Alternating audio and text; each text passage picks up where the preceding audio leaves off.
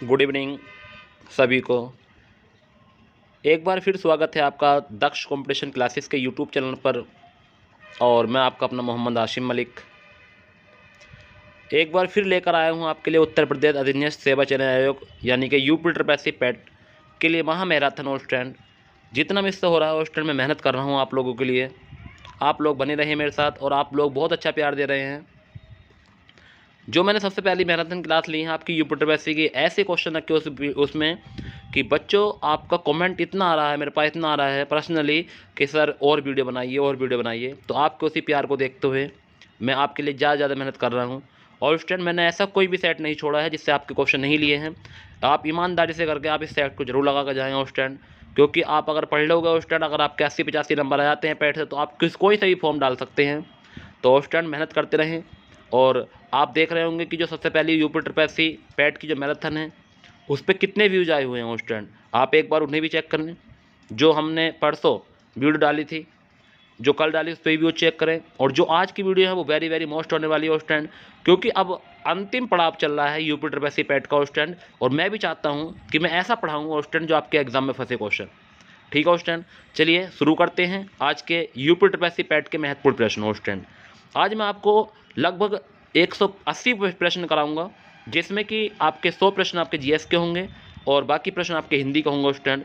जो उत्तर प्रदेश की तैयारी कर रहे हैं वो भी स्टूडेंट ज़्यादा से ज़्यादा मेहनत करें, क्योंकि यूपी ट्रिपल पैट के थ्रू आपका जो जीएस है वो पोर्शन बहुत अच्छा हो जाएगा स्टूडेंट। आप मैथ को यानी कि जीएस को अच्छे से मेहनत कर लीजिए स्टूडेंट। अगर एक बार आपने अच्छे से मेहनत कर ली तो वाकई आपकी जिम्मेदारी हमारी है पास कराने की स्टूडेंट। अगर आप जीएस को अच्छे से अपने कमांड में कर लेते हैं स्टूडेंट तो जरूर सिलेक्शन होगा स्टूडेंट, जरूर सिलेक्शन होगा। ठीक है, चलिए चलते हैं अपने पहले प्रश्न की ओर।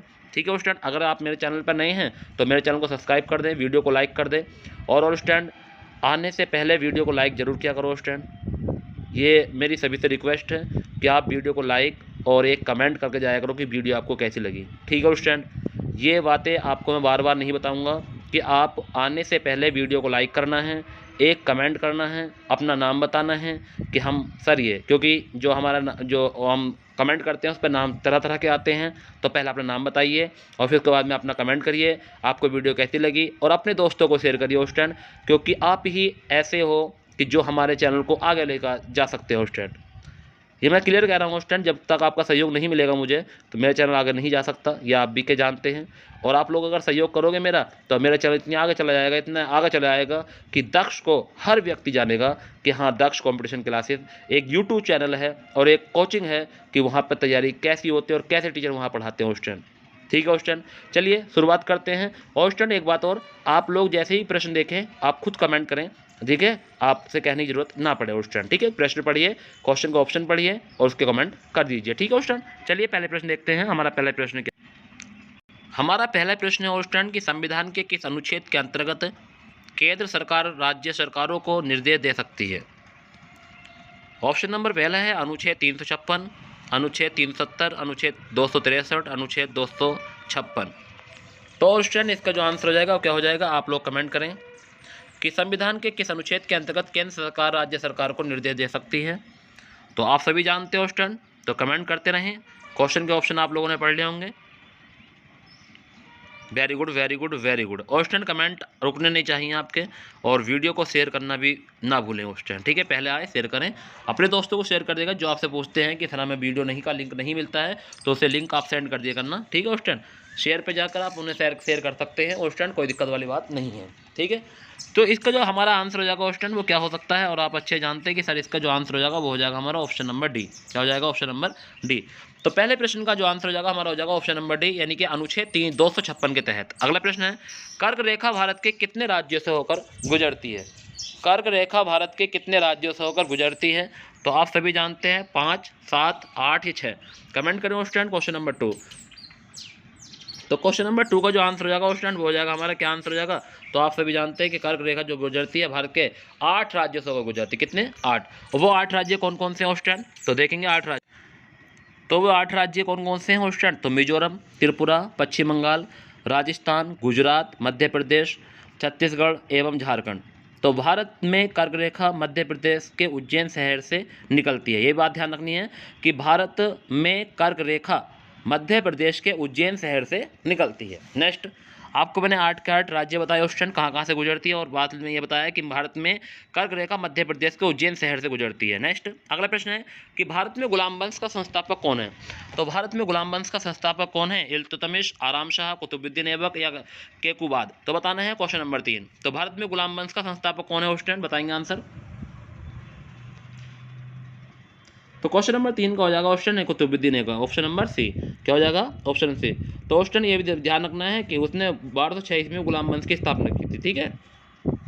नेक्स्ट, संसद के दोनों सदनों को संयुक्त अधिवेशन की अध्यक्षता कौन करता है। तो संसद के दोनों सदनों के संयुक्त अधिवेशन की अध्यक्षता कौन करता है? लोकसभा अध्यक्ष, उपराष्ट्रपति, राष्ट्रपति या प्रधानमंत्री। तो बताना है क्वेश्चन नंबर 4 का आंसर क्या हो जाएगा। तो क्वेश्चन नंबर 4 का जो आंसर हो जाएगा वो हो जाएगा लोकसभा अध्यक्ष। क्या हो जाएगा?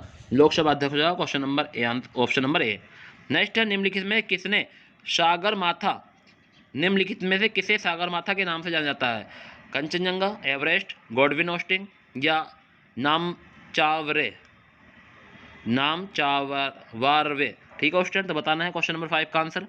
तो जिसे सागरमाथा के नाम से जाना जाता है ऑस्टिन, आप सभी जानते हैं क्या जानते हैं सागरमाथा के नाम से। तो ऑप्शन इसका जो आंसर हो जाएगा वो हो जाएगा हमारा ऑप्शन नंबर बी, एवरेस्ट। ठीक है। तो इसके बारे में कहा जाता है कि दुनिया का सबसे ऊंचा पर्वत शिखर यानी कि एवरेस्ट को नेपाल में सागरमाथा, संस्कृत में देवगिरी एवं तिब्बती में चोमोलुंगमा कहा जाता है, चोमोलुंगमा कहा जाता है। ठीक है। तो दुनिया का सबसे ऊंचा पर्वत शिखर एवरेस्ट को नेपाली में सागरमाथा, संस्कृत में देवगिरी एवं तिब्बती में चोमोलुंगमा कहा जाता है। ठीक है स्टूडेंट, ध्यान रखना है। नेक्स्ट, अगला प्रश्न, किसे जहांगीर ने खान की उपाधि से सम्मानित किया। तो किसे जहांगीर ने खान की उपाधि से सम्मानित किया। तो क्वेश्चन नंबर 6 का आंसर बताएंगे।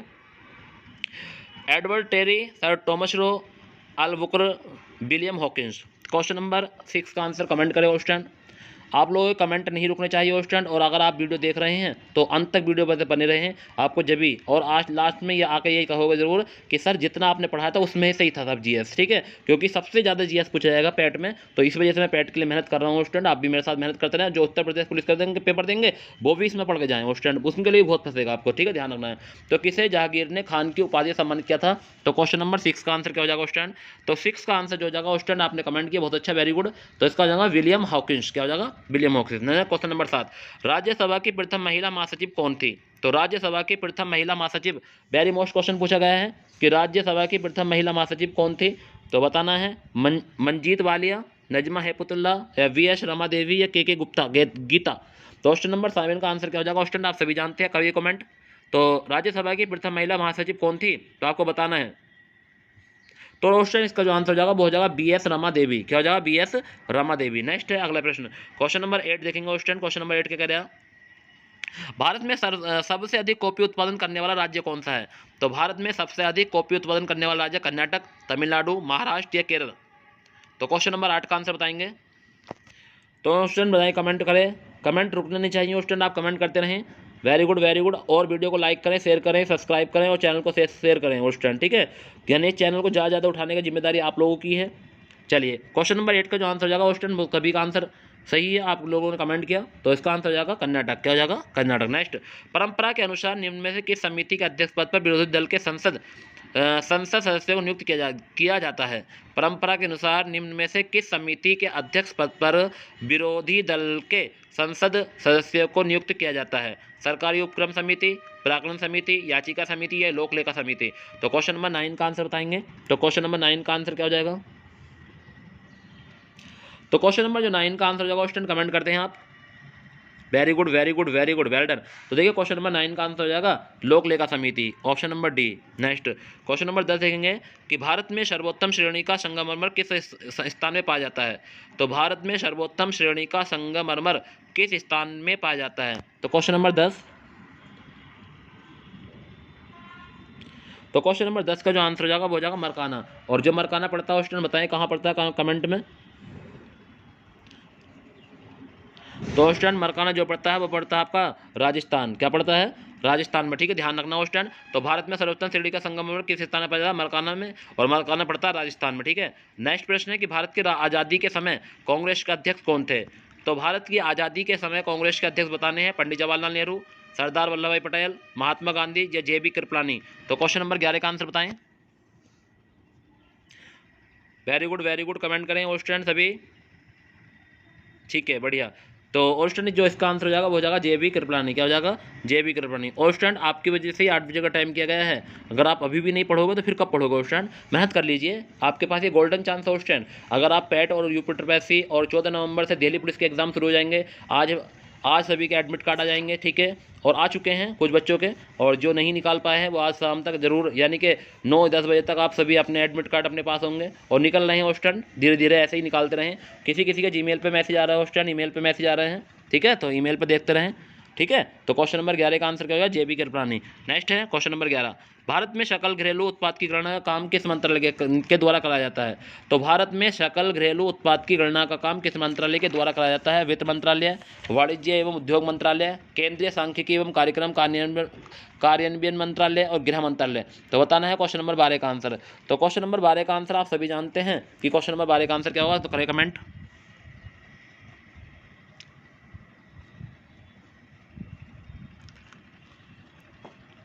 तो स्टूडेंट का आंसर होगा सी आंसर, केंद्रीय सांख्यिकी एवं कार्यक्रम कार्यान्वयन मंत्रालय। इसे CSO के नाम से भी जानते हो स्टूडेंट। CSO शॉर्ट फॉर्म है CSO, ध्यान रखना।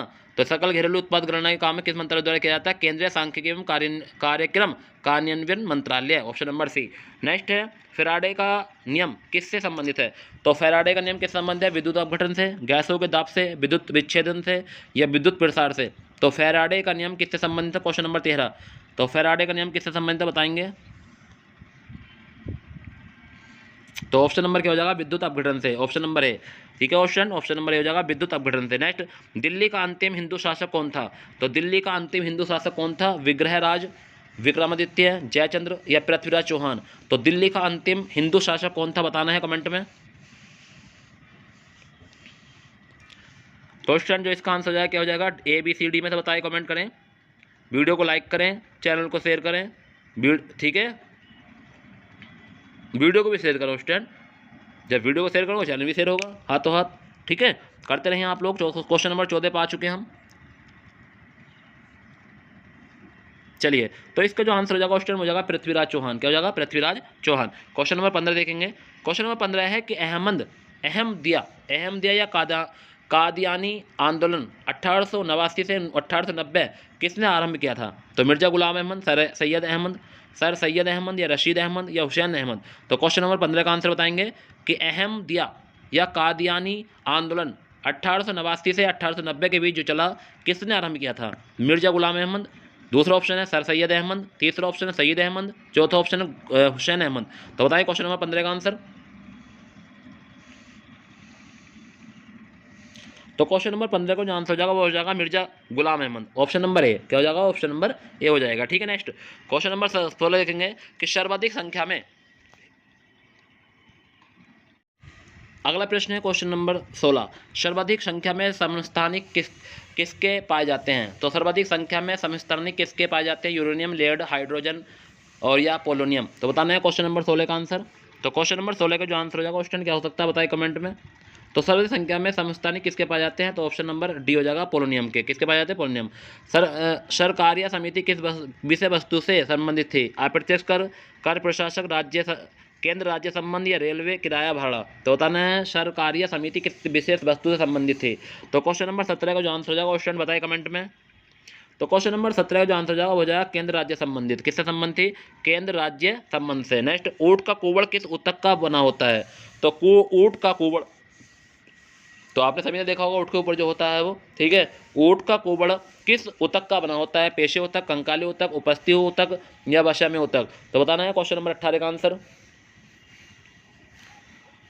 तो क्वेश्चन नंबर 18 का आंसर जो हो जाएगा स्टूडेंट तो हो जाएगा डी आंसर, वशम्य ऊतक, ठीक है स्टूडेंट। और स्टूडेंट आप खाना भी खा सकते हैं वीडियो देखते हुए। अगर आप खाना खाने जा रहे हैं बैग तो सामने रख लीजिए, मोबाइल चला के वहीं देखिए, क्योंकि आपको क्वेश्चन अगर दिमाग से निकल गया स्टूडेंट तो फिर ज़िंदगी में नहीं फंसेगा। अगर दिमाग में है और आप एग्ज़ाम में आ जाता है तो आप उसे छोड़ोगे नहीं, ठीक है, ध्यान रखना।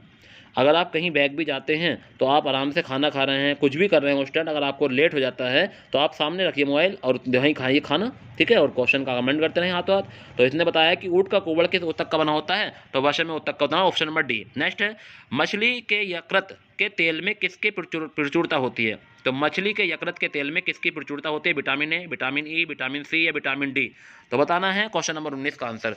तो क्वेश्चन नंबर 19 का आंसर अभी जानते हैं कि मछली के तेल में जो मिलता है यकृत में वो मिलता है विटामिन डी मिलता है सर। कौन सा मिलता है, विटामिन डी। नेक्स्ट, कौन सा अनुच्छेद सर्वोच्च न्यायालय को अभिलेख न्यायालय का स्थान प्रदान करता है, अनुच्छेद 129, अनुच्छेद 124, अनुच्छेद 123, अनुच्छेद 143, तो कौन सा अनुच्छेद सर्वोच्च न्यायालय को अभिलेख न्यायालय का स्थान प्राप्त करता है, तो क्वेश्चन नंबर 20 का आंसर बताएंगे। तो सभी को पता है क्वेश्चन कि अनुच्छेद कौन सा है, 129 है, 129। ठीक है, नेक्स्ट अगला प्रश्न है कि संविधान के किस संशोधन द्वारा अनुसूचित जनजाति के लिए एक पृथक राष्ट्रीय आयोग का गठन का प्रावधान किया गया था, तो संविधान के किस अनुच्छेद द्वारा अनुसूचित जनजाति के लिए एक पृथक राष्ट्रीय आयोग के गठन का प्रावधान किया गया था, तो कौन सा है, 84वां, 89वां, 85वां या 82वां, तो बताना है कौन सा है। तो क्वेश्चन नंबर 21 का आंसर बताएंगे क्वेश्चन सभी कमेंट में कि कौन सा है। तो ऑप्शन इसका जो आंसर हो जाएगा वो हो जाएगा 89, कौन सा हो जाएगा, 89 हो जाएगा। ठीक है, नेक्स्ट अगला प्रश्न है कि अरावली एवं विंध्य श्रृंखलाओं के मध्य कौन सा पठार स्थित है, तो अरावली एवं विंध्य श्रृंखलाओं के मध्य कौन सा पठार स्थित है, मालवा का पठार, छोटा नागपुर का पठार, दक्कन का पठार या प्रायद्वीपों का पठार, तो क्वेश्चन नंबर 22 का आंसर बताएं कि अरावली एवं विंध्य श्रृंखला के बीच कौन सा पठार स्थित है, तो बताना है क्वेश्चन नंबर 22 का आंसर। तो क्वेश्चन नंबर 22 का आंसर आप सभी लोग जानते हैं और आपने कमेंट भी किया स्टूडेंट, वेरी गुड। तो मालवा का पठार कौन सा है, मालवा का पठार। नेक्स्ट है, तुलबुल परियोजना किस नदी से संबंधित है, तुलबुल वेरी मोस्ट क्वेश्चन है क्वेश्चन, कई बार आ गया है और पैट के एग्जाम में, तो आपको ध्यान रखना है तुलबुल परियोजना, और उत्तर प्रदेश पुलिस में तो 50 बार आ चुका है क्वेश्चन। ठीक है, कि जितनी तैयारी करोगे क्वेश्चन उतना ही फायदा आप लोगों का है, तैयारी करते रहें, बने रहें मेरे साथ लास्ट तक। लास्ट में हिंदी का प्रैक्टिस सेट लेकर आऊँगा, 80 प्रश्न लेकर आऊँगा आज। ठीक है क्वेश्चन, 80 प्रश्न जीएस के हैं, 80 प्रश्न हिंदी के हैं, आप मेरे साथ बने रहें। 9:30 बजे तक क्लास फिनिश कर देंगे या 9:30 से पहले ही क्लास फिनिश कर देंगे क्वेश्चन, आप लोग बने रहें। तुलबुल परियोजना किस नदी से संबंधित है, ब्यास, सतलज, झेलम, रावी, तो बताना है क्वेश्चन नंबर 23 का आंसर। तो क्वेश्चन नंबर जो 23 का आंसर हो जाएगा क्वेश्चन हो जाएगा झेलम, किससे संबंधित है, झेलम नदी से। नेक्स्ट है अगला प्रश्न, कोणांक का काला पगोड़ा किस देवता को समर्पित है, तो कोणांक का काला पगोड़ा किस देवता को समर्पित है, जगन्नाथ, महावीर, शिव या सूर्य, तो किसका क्वेश्चन कमेंट करें क्या हो जाएगा, कोणांक का काला पगोड़ा किस देवता को समर्पित है। तो क्वेश्चन नंबर 24 का आंसर बताएं आप सभी लोग कमेंट में, ABCD में कौन सा होगा।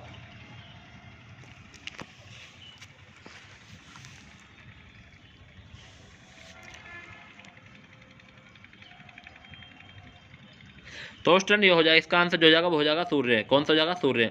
और स्टूडेंट इससे पहले मैंने प्रश्न बताया था आपको कि तुलबुल परियोजना किस नदी से संबंध है, झेलम नदी से है, सही है, वेरी गुड। मगर आपको ये बताना है कि झेलम नदी कहाँ स्थित है। क्वेश्चन नंबर 23 का आंसर में आपको मैंने बताया झेलम, मगर झेलम में ये और बताओ कि झेलम नदी कहाँ है। तो स्टूडेंट इसका जो बताए कमेंट में। शुभ व्रतों कप निम्न में किससे संबंधित है, शुभ व्रतों कप, और स्टूडेंट रोज एक कप बता रहा हूँ, आप लोग अच्छे से पढ़ रहे होंगे तो कब याद होंगे आपको। तो शुभ व्रतों कप आया, देखो नेक्स्ट नया नाम आया है। तो शुभ व्रतों कप किससे संबंधित है, फुटबॉल, शतरंज, क्रिकेट या बैडमिंटन, कमेंट करो। वेरी गुड, किससे संबंधित है, फुटबॉल से संबंधित है। कहाँ किससे है, फुटबॉल से। तो स्टूडेंट झेलम नदी जो है वो जम्मू कश्मीर में है, कहाँ है, जम्मू कश्मीर में है। ठीक है, ध्यान रखना है, जम्मू कश्मीर में स्थित है। भारतीय राष्ट्रीय सुरक्षा अकादमी कहाँ स्थित है, तो भारतीय सुरक्षा राष्ट्रीय अकादमी या भारतीय राष्ट्रीय सुरक्षा अकादमी कहाँ स्थित है, ये पूछा है, सिकंदराबाद, देहरादून, चंडीगढ़ या खड़गवासला, तो खड़गवासला बताना है क्वेश्चन नंबर 26 का आंसर। तो आपको पता है सभी को कि भारतीय राष्ट्रीय सुरक्षा अकादमी कहाँ स्थित है, तो आप लोग कमेंट करें। तो इसका जो आंसर हो जाएगा क्वेश्चन हो जाएगा डी आंसर, खड़गवासला। नेक्स्ट है, भारत एवं ब्रिटेन के सरकारी प्रकाशन दस्तावेजों का कहा जाता है, तो भारत एवं ब्रिटेन के सरकारी प्रकाशन या दस्तावेज को क्या कहा जाता है, yellow book, blue book, height paper या ग्रीन बुक। तो question very very very most question है जो कई बार एग्जाम में पूछ लिया गया है कि भारत एवं ब्रिटेन के सरकारी प्रकाशन को क्या कहा जाता है। तो क्वेश्चन नंबर 27 का जो आंसर हो जाएगा क्वेश्चन वो क्या हो जाएगा बताएं। तो क्वेश्चन नंबर 27 का आंसर हो जाएगा question C answer, height book. ठीक है, हाइट पेपर। ठीक है, ये तो व्हाइट पेपर कहते हैं क्वेश्चन, व्हाइट है, व्हाइट लिखा हुआ है, व्हाइट पेपर। ठीक है, हाइट नहीं पढ़ेंगे तो व्हाइट पेपर पढ़ेंगे। ठीक है, तो ऑप्शन नंबर सी है व्हाइट पेपर। ठीक है, लिखा हुआ ऐसा होता है क्वेश्चन, व्हाइट पढ़ते हैं तो व्हाइट पेपर। ठीक है, व्हाइट पेपर कहते हैं। नेक्स्ट क्वेश्चन नंबर 28, प्रतिवर्ष पूरे भारत में राष्ट्रीय कैंसर जागरूकता दिवस कब मनाया जाता है, तो प्रतिवर्ष पूरे भारत में राष्ट्रीय कैंसर जागरूकता दिवस कब मनाया जाता है। 4 नवंबर को, 6 नवंबर को, 7 नवंबर को या 9 नवंबर को। तो इसका आंसर तो ऑस्ट्रेलियन बच्चा दे देगा। अगर आपने ये प्रश्न भी याद नहीं है तो फिर तो दिक्कत हो जाएगी। तो पृथ्वी पर राष्ट्रीय कैंसर दिवस जो मनाया जाता है ऑस्ट्रेलियन, वो कब मनाया जाता है? आने वाले समय में है। ऑस्ट्रेलियन हो सकता है एक ऑस्ट्रेलियन आपसे ज़रूर पूछ लें। ऑस्ट्रेलियन इसे मोस्ट कर लेना, IMP कर लेना इस क्वेश्चन को, क्योंकि जो करंट अफेयर पूछेगा वो यहीं से पूछेगा ऑस्ट्रेलियन, क्योंकि इसका कुछ पता नहीं कि कहाँ से क्वेश्चन आपसे पूछ ले। तो ध्यान रखना है, आप इस क्वेश्चन को मोस्ट कर लेना। तो 7 नवंबर को। नेक्स्ट है, भारत के किस पूर्व मुख्य चुनाव आयुक्त को international institute for democracy and electoral assistant idea के सलाहकार बोर्ड में शामिल किया गया है? तो भारत के किस पूर्व मुख्य चुनाव आयुक्त को international institute for democracy and electoral assistance के सलाहकार बोर्ड में शामिल किया गया? सुनील अरोड़ा, सुनील चंद्रा, अनूप चंद्र पांडे या राहुल सचदेवा? तो क्वेश्चन नंबर हमारा 29 है, और क्वेश्चन नंबर 29 का जो आंसर हो जाएगा क्वेश्चन क्या हो सकता है, कमेंट करें। Very good very good very good, comment करते रहें स्टूडेंट, बढ़िया तरीके से आप पढ़ रहे हैं। क्वेश्चन नंबर 30 चलेगा, हमारा 29 हो चुके हैं। तो सुनील अरोड़ा है, क्या है? सुनील अरोड़ा। नासा ने किस भारतीय मूल के डॉक्टर को अंतरिक्ष यात्री के रूप में चुना है? तो नासा ने किस भारतीय मूल के डॉक्टर को अंतरिक्ष यात्री के रूप में चुना है? मोहन सचदेवा, अनिल अग्निहोत्री, अनिल मेमन या कमल मेमन? तो बताना है क्वेश्चन नंबर 30 का आंसर। तो क्वेश्चन नंबर 30 का जो आंसर हो जाएगा वो स्टैंड किसे चुना है? आप सभी जानते हैं, इन्हें चुना है, अनिल मेमन को। किसे चुना है? अनिल मेमन को। नेक्स्ट क्वेश्चन नंबर 31 देखेंगे। क्वेश्चन नंबर 31 की वर्ष 2011 की अंतिम जनगणना के अनुसार उत्तर प्रदेश में सबसे कम जनसंख्या वाला जिला कौन सा है? तो 2011 की अंतिम जनगणना के अनुसार उत्तर प्रदेश में सबसे कम जनसंख्या वाला जिला कौन सा है? महोबा, बांदा, झांसी, श्रावस्ती? तो क्वेश्चन नंबर 31 का जो आंसर हो जाएगा वो क्या हो जाएगा? आप सभी लोग जानते हैं, आंसर कमेंट करें। तो इसका आंसर हो जाएगा महोबा। क्या हो जाएगा? महोबा हो जाएगा। उत्तर प्रदेश में निर्यातोन्मुख सॉफ्टवेयर पार्क कहाँ स्थित है? कहाँ स्थापित किया गया? नोएडा और आगरा में, मेरठ और गाजियाबाद में, नोएडा एवं कानपुर में, कानपुर और लखनऊ में? तो क्वेश्चन नंबर 32 का आंसर बताएंगे स्टूडेंट सभी। तो क्वेश्चन नंबर 32 का जो आंसर हो जाएगा क्वेश्चन सभी को बताया, नोएडा और आगरा में किया गया है। कहाँ? नोएडा और आगरा में, भारत उत्तर प्रदेश में निर्यातोन्मुख सॉफ्टवेयर पार्क। ठीक है स्टूडेंट, ध्यान रखना है। नेक्स्ट है, उत्तर प्रदेश में राज्य पर्यटन विकास निगम लिमिटेड की स्थापना कब की गई थी? तो उत्तर प्रदेश राज्य पर्यटन विकास निगम लिमिटेड की स्थापना कब की गई थी? आपको बताना है। तो क्वेश्चन नंबर 33 है। तो क्वेश्चन नंबर 33 का आंसर क्या हो जाएगा? 1978, 1984, 1974, 1990 में? तो कमेंट करिए स्टूडेंट, थोड़ा स्पीड बढ़ानी पड़ेगी स्टूडेंट, क्वेश्चन कम हो रहे हैं।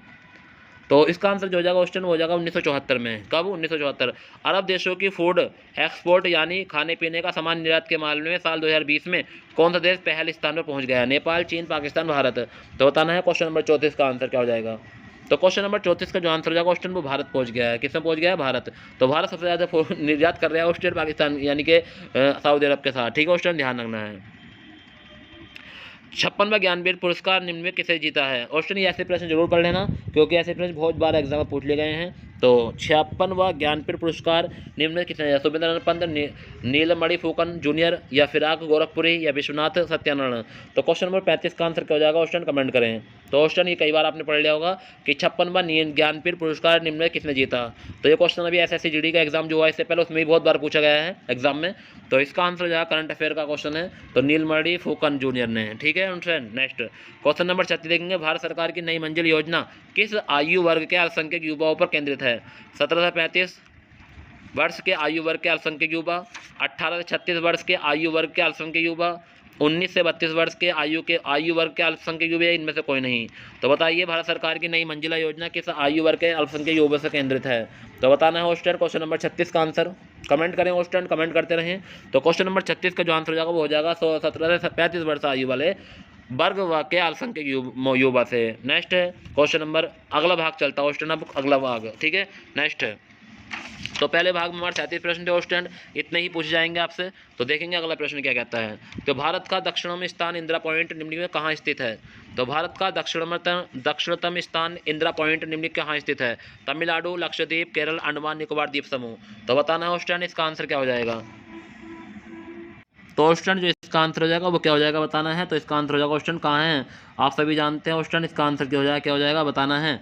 तो इन्होंने पूछा है कि निम्नलिखित में कहाँ स्थित है भारत के दक्षिण स्थान इंदिरा पॉइंट निम्न में कहाँ स्थित है, ये पूछा है ऑप्शन। तो इसका आंसर हो जाएगा अंडमान निकोबार द्वीप समूह। ठीक है नेक्स्ट, संविधान निर्मंत्री सभा में झंडा समिति के अध्यक्ष कौन थे? तो संविधान निर्मंत्री सभा में झंडा समिति के अध्यक्ष कौन थे? Question number 2। तो बताना है डॉक्टर बी आर अम्बेडकर, के एम मुंशी, जवाहरलाल नेहरू या जे.पी. कृपलानी। तो झंडा समिति के जो अध्यक्ष थे वो थे J P. Kripalani, option number D. Next है 1857 के विद्रोह का चिन्ह क्या निश्चित किया गया था। तो 1857 के विद्रोह का चिन्ह क्या निश्चित किया गया था। कमल का चपाती, कमल एवं गेंदा, और कमल एवं गुलाब, चपाती एवं तलवार। तो बताना 1857 के विद्रोह में चिन्ह क्या निश्चित किया गया था। तो क्वेश्चन नंबर तीसरा आंसर बताएंगे। तो क्वेश्चन नंबर तीसरे का जो आंसर हो जाएगा वो जाएगा कमल एवं चपाती। क्या हो जाएगा, कमल एवं चपाती। ठीक है क्वेश्चन ध्यान रखना है, ये नए नए प्रश्न क्वेश्चन आपने पढ़े नहीं है आज तक। ठीक है नेक्स्ट, और अगर पढ़ लिए हो तो आप कमेंट करते रहें, क्वेश्चन पता चलता रहेगा कि सीमेंट उत्पादन में भारत का विश्व में कौन सा स्थान है। तो सीमेंट उत्पादन में भारत का विश्व में कौन सा स्थान है, क्वेश्चन नंबर 4। तो सीमेंट उत्पादन में भारत का जो स्थान है वो कौन सा क्वेश्चन ये बताना है। तो दूसरा है, कौन सा है, दूसरा है। नेक्स्ट है भारत संविधान का किस अनुच्छेद के अंतर्गत नागरिकों को मौलिक अधिकार प्रदान किए गए। तो भारत संविधान के किस अनुच्छेद के अंतर्गत नागरिकों को मौलिक अधिकार प्रदान किए गए। अनुच्छेद 12 से 35, अनुच्छेद 222 से 235, अनुच्छेद 112 से 15, अनुच्छेद 5 से 11। तो बताना क्वेश्चन क्या आंसर हो जाएगा। तो किस भारत संविधान के अनुच्छेद के अंतर्गत नागरिकों को मौलिक अधिकार प्रदान किए गए। तो क्वेश्चन नंबर 5 का आंसर क्या हो जाएगा। तो क्वेश्चन नंबर 5 का जो आंसर हो जाएगा वो हो जाएगा अनुच्छेद 12 से 35। नेक्स्ट है निम्नलिखित में से दिल्ली का पहला तुगलक सुल्तान कौन था। मलिक तुगलक, गयासुद्दीन तुगलक, फिरोज तुगलक या महमूद बिन तुगलक। तो बताना है दिल्ली का पहला तुगलक सुल्तान कौन था। तो क्वेश्चन नंबर 6 का आंसर बताएंगे। तो क्वेश्चन नंबर 6 का जो आंसर हो जाएगा वो आपको सभी को पता है, क्या हो जाएगा, गयासुद्दीन तुगलक, बी आंसर हो जाएगा क्वेश्चन। क्वेश्चन नंबर 7 देखेंगे। क्वेश्चन नंबर 7 कह रहा है कि किसकी संस्तुति के आधार पर भारत का राष्ट्रपति भारत की आकस्मिक निधि से धन व्यय कर सकता है। तो क्वेश्चन नंबर 7 का आंसर बताएंगे। लोक लेखा समिति, किसी भी संस्तुति की जरूरत नहीं है, संसद या लोकसभा। तो बताना है क्वेश्चन नंबर 7 का आंसर। तो ये कह रहे हैं कि राष्ट्रपति भारत की आकस्मिक निधि से धन व्यय कर सकता है, तो किसी भी संस्तुति की जरूरत नहीं है, ऑप्शन नंबर बी। नेक्स्ट है क्वेश्चन नंबर 8। किस मुगल शासक को आलमगीर कहा जाता है। अकबर, शाहजहां, औरंगजेब, जहांगीर। तो बताना है आंसर ऑप्शन कमेंट में। तो किस मुगल बादशाह को आलमगीर कहा जाता है। तो ऑप्शन इसका आंसर क्या हो जाएगा आप सभी जानते हैं, बताइए कमेंट में। कमेंट करो ऑप्शन, दब के कमेंट करिए। तो इसका जो आंसर हो जाएगा ऑप्शन आप सभी जानते हैं, 8 का सी हो जाएगा, औरंगजेब। किसे कहते हैं, औरंगजेब को। भारत का प्रथम गवर्नर जनरल कौन था। तो भारत का प्रथम गवर्नर जनरल सभी जानते हैं, ऑप्शन कमेंट कर दें इससे पहले। तो Warring Hasting, Cornwallis, Lord Canning या विलियम बेंटिंग। तो बताना है भारत का प्रथम गवर्नर जनरल। ठीक है ऑप्शन वायसराय ने पूछा है, प्रथम गवर्नर जनरल। ठीक है ध्यान रखना ऑप्शन। Question number 9। तो क्वेश्चन नंबर 9 का जो आंसर हो जाएगा वो हो जाएगा William Bentinck. Very good very good very good option, comment करते रहें ऐसे ही, बढ़िया, बहुत बढ़िया ऑप्शन। आप जुड़े रहें मेरे साथ और देखते रहें। भारत में आयकर किस दर से लगाया जाता है। तो भारत में आयकर किस दर से लगाया जाता है, उद्योगामी दर से, प्रगतिशील दर से, घटती हुई दर से, अनुपातिक दर से। तो क्वेश्चन नंबर 10 का आंसर बताइए। तो क्वेश्चन नंबर 10 का जो आंसर हो जाएगा वो हो जाएगा उद्योगामी दर से। कौन सा जाएगा, उद्योगामी दर से। ठीक है 10 का ए। नेक्स्ट है ब्रिटिश सरकार ने भारत में स्थायी बंदोबस्त कब लागू किया। तो ब्रिटिश सरकार ने भारत में स्थायी बंदोबस्त कब लागू किया, 1753 में, 1803 में, 1762 में, 1793 में। तो ब्रिटिश सरकार ने भारत में स्थायी बंदोबस्त कब लागू किया। तो क्वेश्चन नंबर 11 का आंसर बताएं। तो क्वेश्चन नंबर 11 का जो आंसर हो जाएगा क्वेश्चन वो क्या हो जाएगा आप सभी जानते हैं कि कब किया था, क्वेश्चन बताएं कमेंट में। करे कमेंट करे कमेंट करे कमेंट क्वेश्चन नंबर 11 का आंसर। क्वेश्चन लिखने से, क्वेश्चन का आंसर लिखने से पहले आप क्वेश्चन नंबर लिखिए। क्वेश्चन नंबर आंसर देने से पहले क्वेश्चन नंबर लिखिए। क्वेश्चन का आंसर देने से पहले क्वेश्चन नंबर लिखिए सभी स्टूडेंट। नेक्स्ट क्वेश्चन का आंसर जो हो जाएगा क्वेश्चन वो हो जाएगा हमारा कि 1993 में, डी आंसर हो जाएगा। क्वेश्चन नंबर 11 का आंसर डी हो जाएगा। नेक्स्ट प्राकृतिक गैस के मुख्यतः क्या होता है। तो प्राकृतिक गैस में मुख्यतः क्या होता है, इथेन, ब्यूटेन, प्रोपेन या मीथेन। तो बताना है तो प्राकृतिक गैस में मुख्यतः क्या रहता है। तो बताना है ऑप्शन। क्वेश्चन नंबर 12 का आंसर क्या हो जाएगा, पहला ऑप्शन बी, दो, सी या डी। तो बताना है। तो क्वेश्चन नंबर 12 का जो आंसर जाएगा वो हो जाएगा मीथेन, डी आंसर। क्या हो जाएगा, मीथेन। डीएनए के द्विहेलिक्स प्रारूप को पहली बार किसने प्रस्तावित किया। तो डीएनए के द्विहेलिक्स प्रारूप को पहली बार किसने प्रस्तुत किया, लेमार्क तथा डार्विन ने, वाटसन तथा क्रिक ने, फिशर तथा हार्डाली ने। तो बताना है क्वेश्चन नंबर 13। तो क्वेश्चन नंबर 13 का जो आंसर हो जाएगा आप सभी जानते हैं कि डीएनए के द्विहेलिक्स प्रारूप को पहली बार किसने प्रस्तुत किया था, वाटसन एवं क्रिक। तो ऑप्शन नंबर बी हो जाएगा। क्या हो जाएगा, वाटसन एवं क्रिक ने। ठीक है स्टूडेंट। नेक्स्ट भारत के संविधान के किस भाग में हम नागरिकता से संबंधित प्रावधानों को पाते हैं। तो भारत के संविधान के किस भाग से हम नागरिकता से संबंधित प्रावधानों को पाते हैं। क्वेश्चन नंबर 14 का आंसर बताएंगे। भाग 1, भाग 2, भाग 7 या भाग 9। तो बताना है क्वेश्चन नंबर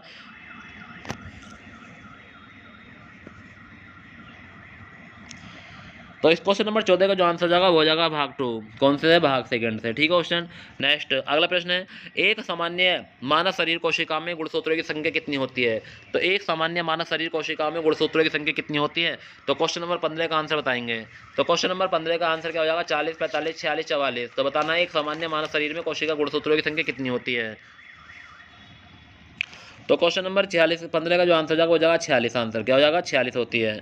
किसी सूक्ष्मजीवी के द्वारा हेपेटाइटिस बी की बीमारी होती है? किस सूक्ष्मजीवी के द्वारा हेपेटाइटिस बी की बीमारी होती है? स्टूडेंट बताना है। तो ऑप्शन है बैक्टीरिया, मक्खी, प्रोटोजोआ या वायरस। तो बताना है किस सूक्ष्मजीवी के द्वारा हेपेटाइटिस बी की बीमारी होती है? तो क्वेश्चन नंबर 16 का आंसर जो हो जाएगा आप सभी जानते हैं कि सर वायरस से होती है। ऑप्शन नंबर डी किससे होती है? वायरस से होती है। ठीक है क्वेश्चन। नेक्स्ट प्रसिद्ध लेगून झील चिल्का किस राज्य में स्थित है? तो प्रसिद्ध लेगून झील चिल्का किस राज्य में स्थित है? पश्चिम बंगाल, उड़ीसा, आंध्र प्रदेश, तमिलनाडु। तो बताना है क्वेश्चन नंबर 17 का आंसर। तो इसका जो आंसर हो जाएगा क्वेश्चन नंबर 17 का आंसर आप सभी जानते हैं। क्वेश्चन आपने कमेंट भी किया, वेरी गुड। उड़ीसा में हो जाएगा। कहाँ है? उड़ीसा। नेक्स्ट निम्नलिखित राज्यों में से किस एक में पाखुई वन्यजीव अभ्यारण्य अवस्थित है? अरुणाचल प्रदेश, मणिपुर, मेघालय, नागालैंड। तो बताना है क्वेश्चन कौन सा जगह पाखोई वन्यजीव अभ्यारण्य कहाँ अवस्थित है? पाखोई वन्यजीव अभ्यारण्य। तो क्वेश्चन नंबर 18 का आंसर बताएंगे। अरुणाचल प्रदेश, मणिपुर, मेघालय, नागालैंड। तो क्वेश्चन नंबर 18 का जो आंसर हो जाएगा अरुणाचल प्रदेश। ए आंसर हो जाएगा। नेक्स्ट एलोरा के कैलाश मंदिर के निर्माण में किस वंश के शासक ने पत्थरों की कटाई कराकर बनाया? ठीक है, कटाई कराकर बनाया। तो एलोरा के कैलाश मंदिर के निर्माण में किस वंश के शासक ने पत्थरों की कटाई कराकर बनवाया था? चोल, राष्ट्रकूट या चालुक्य या पल्लव। तो बताना है क्वेश्चन नंबर 19 का आंसर। तो क्वेश्चन नंबर 19 का जो आंसर हो जाएगा क्वेश्चन वो आप सभी जानते हैं किसने? राष्ट्रकूट। ठीक है, राष्ट्रकूट यानी कि बी ऑप्शन। नेक्स्ट है, इनमें से कौन सा लेख ओलंपिक से संबंधित नहीं है? इनमें से कौन सा खेल लेख बोले ऑप्शन सॉरी कि इसमें से कौन सा खेल ओलंपिक से सम्मिलित नहीं है? ओलंपिक में सम्मिलित नहीं है। तो पूछा है स्काइंग या साइकिलिंग, क्रिकेट या तीरंदाजी। तो ओलंपिक में कौन सा सम्मिलित नहीं है स्टूडेंट? तो बताना है। तो क्वेश्चन नंबर 20 का जो आंसर जाएगा ऑप्शन वो ओलंपिक में हमारे जो सही शामिल नहीं है वो क्रिकेट नहीं है और बाकी सभी सही हैं यानी ठीक है, साइकिलिंग भी, तीरंदाजी भी, स्काइंग भी। ठीक है सब ऑप्शन, मगर क्रिकेट शामिल नहीं है ओलंपिक में। नेक्स्ट भारत की राष्ट्रीय नदी किसे कहा जाता है? भारत की राष्ट्रीय नदी किसे कहा जाता है? गंगा, यमुना, गोदावरी, सरस्वती। तो भारत की राष्ट्रीय नदी ऑप्शन, इतना ईजी प्रश्न कैसे नहीं आएगा एग्जाम में क्वेश्चन? आप कर सकते होंगे एग्जाम में। अगर क्वेश्चन अगर आपको इसका आंसर पता है तो वहाँ आंसर, अगर नहीं पता है तो वहाँ आंसर देखने लगाने में दिक्कत आती है क्वेश्चन। गंगा लगाए, गोदावरी लगाए, यमुना लगाए, सरस्वती लगाए। तो कोई कुछ बच्चे सरस्वती भी लगाते हैं, कुछ गंगा भी लगाएंगे, कुछ यमुना भी लगाएंगे, कुछ गोदावरी लगाएंगे। तो जो सही आंसर होगा क्वेश्चन वो लगाएगा जो पढ़ के जाएगा। तो इसका आंसर जाएगा गंगा। नेक्स्ट केंद्र सरकार ने Apollo proton cancer centre APCC किस राज्य में शुरू किया? कर्नाटक, तमिलनाडु, उत्तर प्रदेश, गुजरात। तो क्वेश्चन नंबर 22 का आंसर बताएंगे। तो क्वेश्चन नंबर 22 का जो आंसर हो जाएगा क्वेश्चन वो कहाँ किया है बताइए कमेंट में। क्वेश्चन आप भी कमेंट करें।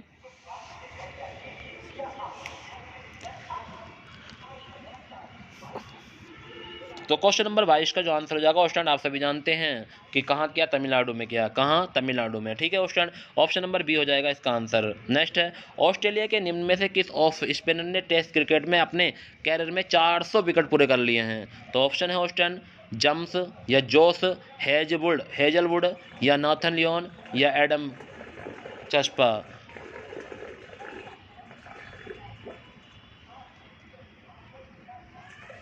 तो क्वेश्चन नंबर 23 का आंसर क्या हो सकता है क्वेश्चन? तो क्वेश्चन नंबर 23 का जो आंसर हो जाएगा वो हो जाएगा हमारा सी, नाथन लियोन। ठीक है, नाथन लियोन ने। नेक्स्ट है क्वेश्चन नंबर 24 अंतर्राष्ट्रीय सार्वभौमिक स्वास्थ्य कवरेज दिवस निम्न में से किस दिन मनाया जाता है? तो अंतर्राष्ट्रीय सार्वभौमिक स्वास्थ्य कवरेज दिवस निम्न में से किस दिन मनाया? 10 मार्च, 15 मार्च या 20 मार्च या 12 दिसंबर। तो बताना है क्वेश्चन नंबर 24 का आंसर।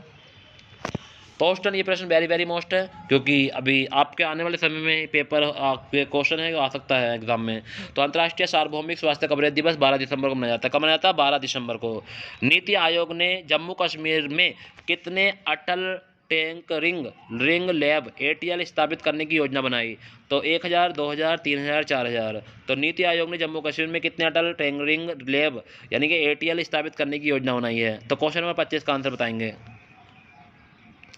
तो क्वेश्चन नंबर 25 का आंसर हो जाएगा वो हो जाएगा 1000। कितना हो जाएगा? 1000। Next question number 26, Uttar Pradesh सरकार द्वारा घातक एक्यूट एम्फेसालाइटिस सिंड्रोम के खिलाफ किस अभियान की शुरुआत की गई? तो क्वेश्चन नंबर 26 का आंसर बताएंगे। तो क्वेश्चन नंबर 26 का जो आंसर हो जाएगा ऑप्शन हो जाएगा दस्तक। क्या हो जाएगा? B answer, Dastak. Next question number 27, Uttar Pradesh में स्थानीय स्वायत्त शासन का ढांचा किस प्रकार का है? तो उत्तर प्रदेश में स्थानीय स्वायत्त शासन का ढांचा किस प्रकार का है? एक स्तरीय, चतुस्तरीय, त्रिस्तरीय, द्वितीय स्तरीय। ऑप्शन इसके तुरंत बाद हम अब हिंदी का प्रैक्टिस सेट करेंगे। बहुत अच्छा हिंदी का प्रैक्टिस सेट कराऊंगा ऑप्शन आज। 2 प्रैक्टिस सेट कराएंगे आज हिंदी के, आप लोग बने रहिए मेरे साथ। तो क्वेश्चन नंबर 27 का आंसर क्या हो जाएगा ऑप्शन? तो क्वेश्चन नंबर 27 का जो आंसर होगा त्रिस्तरीय है। ठीक है, सी आंसर। नेक्स्ट 28, अशोक द्वारा निर्मित भारत का राज्य चिन्ह सिंह स्तंभ उत्तर प्रदेश में कहाँ पर है? तो अशोक द्वारा निर्मित भारत का राज्य चिन्ह सिंह स्तंभ उत्तर प्रदेश में कहाँ है? मथुरा, इलाहाबाद, अलीगढ़, सारनाथ। तो क्वेश्चन नंबर 28 का आंसर कितना ईजी है ऑप्शन आप बता सकते हैं कमेंट में। Very good very good very good. Option comment करते हैं, वीडियो को लाइक कर दें। कोई स्टूडेंट अगर नया है तो चैनल को सब्सक्राइब कर ले ऑप्शन, और अपने दोस्तों को जरूर शेयर किया करो स्टूडेंट। ये मेरी रिक्वेस्ट है आप लोगों से, क्योंकि आप ही के द्वारा ही मेरे चैनल आगे पहुंचेगा। तो क्वेश्चन नंबर 28 का जो आंसर हो जाएगा वो हो जाएगा सारनाथ। नेक्स्ट, उत्तर प्रदेश में 1857 की क्रांति का आरंभ सर्वप्रथम किस नगर से हुआ? तो उत्तर प्रदेश में 1857 की क्रांति का आरंभ सर्वप्रथम किस नगर से हुआ? Option very very very very most question है। तो लखनऊ, मेरठ, कानपुर, इलाहाबाद। तो ऑप्शन एक बार विश्वास के साथ पढ़ लीजिए, और बाकी तो आप पेपर में बता ही देंगे कि सर कौन सा प्रश्न कहाँ से आया था। तो क्वेश्चन नंबर 29 का जो आंसर हो जाएगा वो हो जाएगा मेरठ से। कहाँ से? मेरठ से। नेक्स्ट अगला प्रश्न देखेंगे, उत्तर प्रदेश में अयोध्या में स्थित शिलालेख किस काल का है? मौर्य काल, गुप्त काल, शुंग काल या कुषाण काल? तो बताना है उत्तर प्रदेश में अयोध्या स्थित शिलालेख किस काल का है? Question number 30। तो क्वेश्चन नंबर 30 का आंसर बताएं, एबीसी में कौन सा हो जाएगा? ABCD बताना है कमेंट में। तो इसका जो आंसर जाएगा उस टाइम हो जाएगा शुंग काल। कौन सा जाएगा? शुंग काल, सी आंसर। उत्तर प्रदेश के मुख्यमंत्री योगी आदित्यनाथ ने बालिकाओं का सशक्तिकरण सुनिश्चित करने के लिए उद्देश्य से कौन सी योजना लॉन्च की? महिला विकास योजना, कन्या वृद्धि योजना, कन्या सुमंगला योजना या जागृति जगाओ योजना? तो बताना है बालिकाओं का सशक्तिकरण सुनिश्चित करने के लिए कौन सी योजना लॉन्च की है यानी कि उत्तर प्रदेश के मुख्यमंत्री योगी आदित्यनाथ ने। तो क्वेश्चन नंबर 31 का आंसर बताना उस स्टैंड को क्या हो जाएगा? तो आपको सभी पता है कि कन्या सुमंगला योजना। कौन सी योजना है? सी आंसर, कन्या सुमंगला योजना। ठीक है स्टूडेंट, वेरी मोस्ट क्वेश्चन है, IMP कर लेना इस क्वेश्चन को, कि कई बार एग्जाम में पूछ लिया गया है। ठीक है, IMP कर लेना। नेक्स्ट अगला प्रश्न है, विश्व प्रसिद्ध गौथिक उपन्यास इंटरव्यू विद द मेंबर को की किस लेखिका का हाल ही में 80 वर्ष की आयु में निधन हो गया है? मनीष कुलश्रेष्ठ, एनी राइस, वंदना राग या बाबूशी कोहली? तो बताना है विश्व प्रसिद्ध गौथिक उपन्यास इंटरव्यू विद द वेम्पायर के किस लेखिका का हाल ही में निधन हो गया है? क्वेश्चन नंबर 32 का आंसर बताएंगे। तो क्वेश्चन नंबर 32 का आंसर जो हो जाएगा ऑप्शन आप सभी जानते हैं कि क्वेश्चन नंबर 32 का आंसर क्या हो सकता है। ऑप्शन चारों हैं आपके सामने, बताइए। तो इसका नाम है Erin Rice, Annie Rice. Next question number 33 देखेंगे। क्वेश्चन नंबर 33 है कि DGCA के अंतर्गत अंतर्राष्ट्रीय वाणिज्यिक उड़ानों को पर प्रतिबंध कब तक के लिए बढ़ा दिया गया? तो 10 मार्च 2022, 15 मार्च जून 2022, 31 जनवरी 2022 या 12 मई 2022? तो बताना है क्वेश्चन नंबर 33। ये पिछला को करंट है क्वेश्चन, कोई नहीं आप लोग पढ़ लीजिए, ऐसे ही पेपर में आते हैं क्वेश्चन, पुराने भी आते हैं करंट, तो आप लोग पढ़ते रहें। कोई भी क्वेश्चन आपको स्पिक नहीं करना है क्वेश्चन, अच्छे से पढ़ना है, शुरू से लास्ट तक वीडियो देखनी है अगर आपको तैयारी करनी है। तो क्वेश्चन नंबर 33 का जो आंसर हो जाएगा वो हो जाएगा सी आंसर। क्या हो जाएगा? 31 जनवरी 2022। नेक्स्ट है, किस संस्था ने हाल ही में अंतर्राष्ट्रीय सौर गठबंधन को पर्यवेक्षक का दर्जा दिया? तो किस संस्था ने हाल ही में अंतर्राष्ट्रीय सौर गठबंधन इंटरनेशनल सोलर अलायंस को पर्यवेक्षक का दर्जा दिया? विश्व बैंक, विश्व व्यापार संगठन, विश्व स्वास्थ्य संगठन या संयुक्त राष्ट्र महासभा? तो क्वेश्चन नंबर 34 का आंसर क्या हो जाएगा? तो क्वेश्चन नंबर 34 का आंसर है संयुक्त राष्ट्र महासभा, ऑप्शन नंबर डी। नेक्स्ट है, भारत और एशिया डेवलपमेंट बैंक ने अभी हाल ही में भारत के किन 2 राज्यों की परियोजनाओं के लिए समझौते किए? तो भारत और एशियाई डेवलपमेंट बैंक ने अभी हाल ही में भारत के किन 2 राज्यों की परियोजनाओं के लिए समझौते किए? उत्तराखंड और तमिलनाडु, मध्य प्रदेश और तमिलनाडु, केरल और तमिलनाडु, कर्नाटक और केरल? तो क्वेश्चन नंबर 35 का आंसर बताएंगे। तो क्वेश्चन नंबर 35 का जो आंसर हो जाएगा वो जाएगा उत्तराखंड और तमिलनाडु, उत्तराखंड और तमिलनाडु, ऑप्शन नंबर ए। इंडियन कैबिनेट ने हाल ही में केन बेतवा नदी लिंक परियोजना को मंजूरी दी है? इस परियोजना की कुल अनुमानित लागत कितनी है? तो इंडियन कैबिनेट ने अभी हाल ही में केन बेतवा नदी लिंक परियोजना को मंजूरी दी है। इस परियोजना की कुल अनुमानित लागत कितनी है ये बताना है स्टूडेंट। तो इसका ऑप्शन है 42,605, 45,605, 44,605 या 44,000 करोड़। ठीक है, तो बताना है सब संख्या करोड़ में हो स्टूडेंट। ठीक है, तो क्वेश्चन नंबर 36 का जो आंसर हो जाएगा क्वेश्चन आप सभी जानते हैं क्या हो सकता है, बताइए कमेंट में। तो इसका जो आंसर हो जाएगा 44,605 करोड़। ठीक है, 44,605 करोड़। नेक्स्ट अगला प्रश्न देखेंगे, एशिया पावर इंडेक्स 2021 में भारत में निम्न में कौन सा स्थान प्राप्त हुआ? एशिया पावर इंडेक्स 2021 में भारत को निम्न में से कौन सा स्थान प्राप्त हुआ था? तो बताना है चौथा, पहला, तीसरा या इनमें से कोई नहीं। तो क्वेश्चन नंबर 37 का जो आंसर हो जाएगा चौथा। कौन सा? चौथा स्थान। नेक्स्ट है, हाल ही में भारतीय हॉकी की टीम के किस सदस्य को उत्तर प्रदेश सरकार ने पुलिस में विशेष कार्याधिकारी पद पर नियुक्त किया है? तो हाल ही में भारतीय हॉकी टीम के किस सदस्य को उत्तर प्रदेश सरकार ने पुलिस में विशेष कार्याधिकारी के पद पर नियुक्त किया है? अशोक कुमार शर्मा, ललित कुमार उपाध्याय, राहुल सचदेवा या मनप्रीत सिंह? तो बताना है क्वेश्चन नंबर 38। तो क्वेश्चन नंबर 38 का आंसर आप सभी लोग जानते हैं, क्या नाम है उस बच्चे का? तो उनका नाम है ललित कुमार उपाध्याय। क्या नाम है? ललित कुमार उपाध्याय। ठीक है स्टूडेंट, तो ये थे हमारे जीएस के महत्वपूर्ण प्रश्न। अब हिंदी का प्रैक्टिस सेट शुरू होगा स्टूडेंट, और हिंदी का ऐसे प्रैक्टिस सेट स्टूडेंट जो आप उड़ा दोगे हवा में। ठीक है स्टूडेंट, बने रहिए मेरे साथ। और स्टूडेंट कैसे लगे आपको प्रश्न कमेंट जरूर करें, सही हैं गलत हैं स्टूडेंट बताएं, और क्या किया जाए आप लोग कमेंट जरूर किया करें स्टूडेंट। चलिए अब शुरू करते हैं हिंदी का प्रैक्टिस सेट जो वेरी वेरी वेरी मोस्ट रहेगा। हिंदी के प्रश्न आपको जरूर लगाने हैं अगर आप उत्तर प्रदेश पुलिस में तैयार चाहते हैं। तो हिंदी में 38 क्वेश्चन आते हैं, 38 में 38 करने हैं स्टूडेंट। चलिए शुरुआत करते हैं हिंदी के प्रैक्टिस सेट की। ठीक है स्टूडेंट, चलिए स्टूडेंट हम सामान्य हिंदी का प्रैक्टिस सेट शुरुआत करते हैं। और सामान्य हिंदी का जो पहला प्रश्न है स्टूडेंट वो क्या है? तो स्टूडेंट ये ऐसे प्रश्न हैं जो आपके एग्जाम में देखने को मिलेंगे। आप लोग मेहनत करते रहें और बने रहिए मेरे साथ। ठीक है स्टूडेंट, हम 70 से 80 प्रश्न आपको हिंदी का कराऊंगा स्टूडेंट, बने रहिए मेरे साथ। तो बूढ़ी औरत ने कपड़े मांगे और मालिक ने मना कर दिया, तभी किसी ने कहा था कि इन तिलों में तेल नहीं है, कंगाली में आटा गिला, सर सलामत तो पकड़े हजार, घर की मुर्गी दाल बराबर। तो स्टूडेंट क्या हो सकता है इसका आंसर? कमेंट करें स्टूडेंट। तो इसका जो आंसर हो जाएगा वो हो जाएगा इन तिलों में तेल नहीं है, इन तिलों में तेल नहीं है। नेक्स्ट है, महाजनी शब्द में प्रयुक्त प्रत्यय क्या है? तो महाजनी शब्द में प्रयुक्त प्रत्यय बताइए। तो महाजनी शब्द में जो प्रयुक्त प्रत्यय है वो है बड़ी, महाजनी। तो बड़ी हो जाएगा stand, B option. Hindi Ram काव्य परंपरा के अंतर्गत एक विशिष्ट कृति है। तो हिंदी राम काव्य परंपरा के अंतर्गत एक विशिष्ट कृति है। तो कौन सी ऑप्शन बताएंगे? तो स्टूडेंट इसका आंसर हो जाएगा वो हो जाएगा रामचंद्रिका। ऑप्शन नंबर ए कौन सा जाएगा? रामचंद्रिका। और ध्यान रखना है रामचंद्रिका राम काव्य परंपरा के अंदर एक विशिष्ट कृति है, और जिसके लेखक जो है वो केशव दास की कृति है। किसकी है? केशव दास।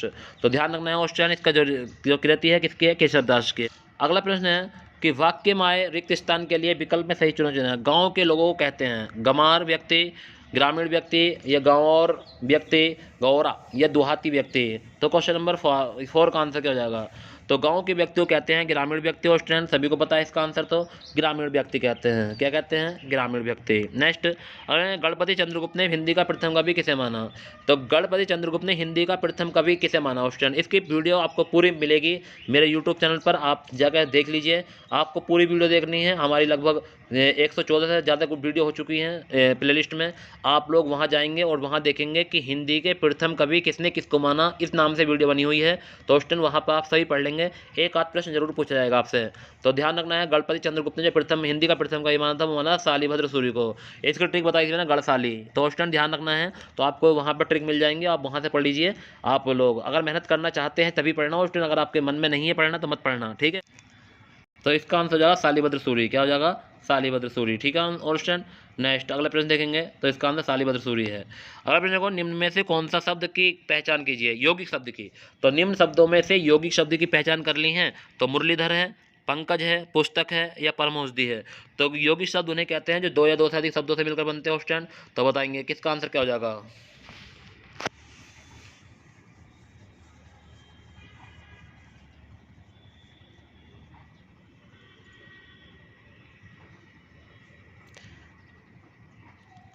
तो मुरलीधर, पंकज, पुस्तक या परमौषधि। तो आप सभी जानते हैं कि ऑप्शन नंबर 6 का आंसर हो जाएगा डी, परम औषधि, परम प्लस औषधि। ठीक है, ये दो शब्दों से मिलकर बना है ऑप्शन। ठीक है, नेक्स्ट मुरलीधर मत लगा देना। ठीक है ऑप्शन। नेक्स्ट, वाक्यों में आए निकिस्तान के लिए विकल्पों सही चुनिए। यह कविता लिखी है मैंने, उसने, तुमने, किसने। तो बताना है क्वेश्चन नंबर 7। तो क्वेश्चन नंबर 7 का आंसर जो हो जाएगा, जो सर्वाधिक लगाया जाता है मैंने, कितने लिखी है। तो कहा जाता है कि जिस आधार पे मैंने सर्वाधिक उपयुक्त शब्द है। ठीक है, ध्यान रखना। तो मैंने, यह कविता मैंने लिखी है। नेक्स्ट है, रामकुमार वर्मा ने प्रेमाख्यान परंपरा का प्रवर्तक किसे माना जाता है। तो रामकुमार वर्मा ने प्रेमाख्यान परंपरा का प्रवर्तक किसे माना है। तो बताना हो स्टूडेंट। तो इसके जो ऑप्शन है उस में क्या क्या है देखेंगे। तो पहला ऑप्शन है कुतुबन, दूसरा है असाइद, तीसरा है मुल्ला दाऊद, चौथा है मलिक मोहम्मद जायसी। तो बताना है क्वेश्चन नंबर 9 का आंसर, यानी 8 का आंसर क्या हो जाएगा। तो क्वेश्चन नंबर 1 का आंसर हो जाएगा मुल्ला दाऊद। क्या हो जाएगा, मुल्ला दाऊद, ऑप्शन नंबर सी।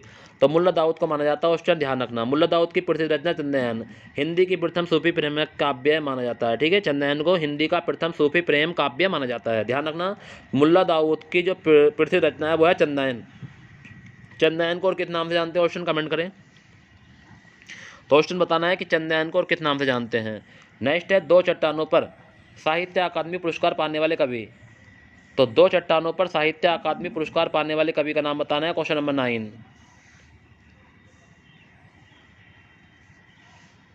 तो मुक्तिबोध है, नागार्जुन है, हरिवंश राय बच्चन है या केदारनाथ अग्रवाल है। तो क्वेश्चन नंबर 9 का आंसर क्या हो जाएगा क्वेश्चन कमेंट करें। तो क्वेश्चन नंबर 9 का आंसर हो जाएगा सी आंसर। क्या हो जाएगा क्वेश्चन सी, क्योंकि कहा जाता है जो हरिवंश राय बच्चन है उन्होंने दो चट्टानों पर साहित्य अकादमी पुरस्कार पाया था। ठीक है, तो सन बताएंगे 1968 में उस टाइम। ठीक है, तो ध्यान रखना, हरिवंश राय बच्चन को साहित्य दो चट्टाने हेतु 1968 का अकादमी पुरस्कार प्राप्त किया गया है। ठीक है, ध्यान रखना। नेक्स्ट, माखनलाल चतुर्वेदी को किस रचना पर साहित्य अकादमी पुरस्कार मिला। वेणुलोक, गुंजेधारा या हिम किरीटनी या हिम तरंगणी या युगचरण। तो माखनलाल चतुर्वेदी को किस रचना पर साहित्य अकादमी पुरस्कार मिला था। तो क्वेश्चन नंबर 10 बताएंगे। तो क्वेश्चन नंबर 10 का जो हो जाएगा आंसर हो जाएगा हिम तरंगणी। किस पे मिला था, हिम तरंगणी पे, ऑप्शन नंबर सी। तो माखनलाल चतुर्वेदी को उनकी रचना हिम तरंगणी हेतु साहित्य अकादमी पुरस्कार सम्मानित किया गया। साहित्य अकादमी पुरस्कार का प्रारंभ 1955 से किया गया था। यह सर्वप्रथम यह पुरस्कार माखनलाल चतुर्वेदी को ही प्राप्त है। 1955 से किया था साहित्य अकादमी पुरस्कार का प्रकाशन कब किया था, 1955 में। और सबसे पहले भी किसे मिला था, यानी कि माखनलाल चतुर्वेदी को ही मिला था 1955 में हिम तरंगणी पर। ठीक है, ध्यान रखना उस टाइम। अगला प्रश्न है उस टाइम, हिंदी में निम्नलिखित में से कौन सा समास विग्रह वाला पद है। तो निम्नलिखित में से कौन सा समास विग्रह वाला पद है। नगर प्रवेश, कार्य में दक्ष, कला प्रवीण या रणसूर। तो बताना है कि क्वेश्चन नंबर 11 का आंसर क्या हो जाएगा।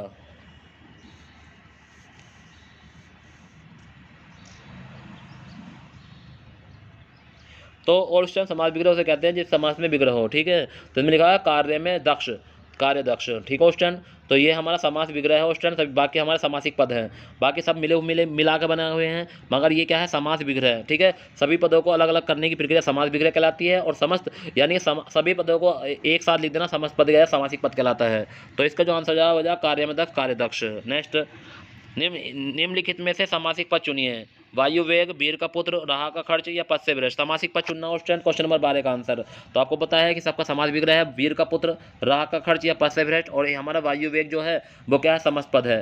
क्योंकि विग्रह को एक साथ लिख देना समस्त पद कहलाता है क्वेश्चन, यानी कि अलग अलग पदों को एक साथ लिख देना समस्त पद या समासिक पद कहलाता है। और सभी पदों को अलग अलग करने की प्रक्रिया समास विग्रह कहलाती है। नेक्स्ट, या समस्त पद को अलग अलग करने की प्रक्रिया समास विग्रह कहलाती है। उद्घाटन का संधि विच्छेद क्या होगा, क्वेश्चन नंबर 13। तो उत्प्लत घाटन, उत्प्लत घाटन या उत्प्लत घाटन या उत्प्लत घाटन। तो क्वेश्चन नंबर 13 का आंसर सभी लोग जानते हैं और कर देंगे कमेंट में, क्या हो जाएगा। Very good very good very good very good. और स्टूडेंट कमेंट करिए अपने सभी दोस्तों को जोड़िए और कह दीजिए कि हिंदी का प्रैक्टिस सेट चल रहा है जो आज क्लास में हुआ था। ये प्रैक्टिस सेट मैंने आप क्लास में भी लगवाया था स्टूडेंट। जिन बच्चों के क्वेश्चन गलत हुए हैं वो इस प्रैक्टिस सेट को जरूर लगाएं। तो क्वेश्चन नंबर 13 का आंसर हो उत्प्लत घाटन, बी आंसर। नेक्स्ट है, भारत में उच्चतम न्यायालय तथा उच्च न्यायालयों की भाषा संबंधित निर्देश किस अनुच्छेद में है। तो भारत के उच्चतम न्यायालय तथा उच्च न्यायालयों की भाषा संबंधित निर्देश किस अनुच्छेद में है। तो क्वेश्चन नंबर 14 का आंसर बताएंगे।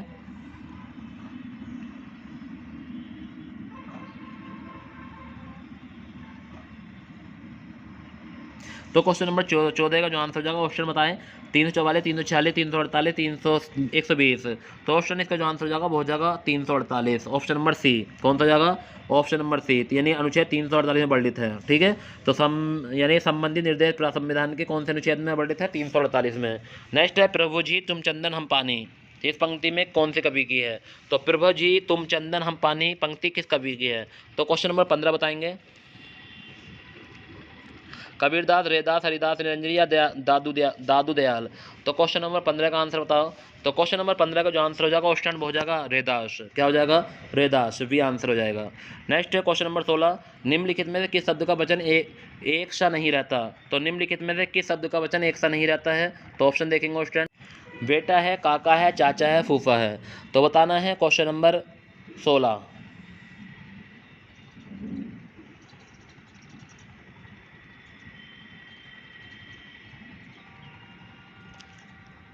तो क्वेश्चन नंबर 16 का जो आंसर हो जाएगा वो हो जाएगा हमारा, क्या हो जाएगा? ऑप्शन नंबर ए हो जाएगा। क्योंकि वेटा जो होता है स्टूडेंट आप यहाँ पे समझेंगे थोड़ा सा, मैं बताता हूँ आपको। जैसे वेटा शब्द है, तो वेटा शब्द का वचन एक सा नहीं रहता है, क्योंकि वेटा वेटे बेटे का बहुवचन बेटे होता है। ठीक है, ध्यान रखना, बेटे यानी बेटे का बहुवचन बेटे होता है, ध्यान रखना। ठीक है, तो वचन एक सा नहीं होता, मगर काका चाचा फूफा का वचन एक ही होता है। ठीक है, तो ऑप्शन नंबर ए हो जाएगा 16 का। नेक्स्ट है 17, मैं घर जाता हूँ, इस वाक्य में सहायक क्रिया कौन सी है? मैं घर जाता हूँ, सहायक क्रिया पूछिए क्वेश्चन, कितना इजी क्वेश्चन है बताओ, कई बार एग्जाम में बता दिया आपको मैंने। तो सहायक क्रिया क्या होती है? वाक्य को कंप्लीट दर्शाती है। तो सहायक क्रिया उसे कहते हैं क्वेश्चन जो वाक्य को कंप्लीट दर्शाए। तो इसमें बताओ वाक्य किससे कंप्लीट हो रहा है? हूँ किससे हो रहा है, उसे सहायक क्रिया कहते हैं क्वेश्चन। जितने सही से पढ़ा होगा उनने कर दिया होगा क्वेश्चन ये। नेक्स्ट मैंने पढ़ाया भी आपको ये सहायक क्रिया के बारे में। जहाँ दो या दो से अधिक धातुओं का प्रयोग के साथ साथ किया जाता है वहाँ क्रिया क्या कहलाती है? तो क्वेश्चन नंबर 18 का आंसर बताएंगे। तो क्वेश्चन नंबर 18 का आंसर क्या हो जाएगा क्वेश्चन बताइए कमेंट में। तो क्वेश्चन नंबर 18 का जो आंसर हो जाएगा वो क्या हो जाएगा क्वेश्चन? तो देखेंगे साकर्मा, काकर्मा, संयुक्त या नाम धातु। तो क्वेश्चन नंबर 18 का ऑप्शन देखिए और कमेंट करिए।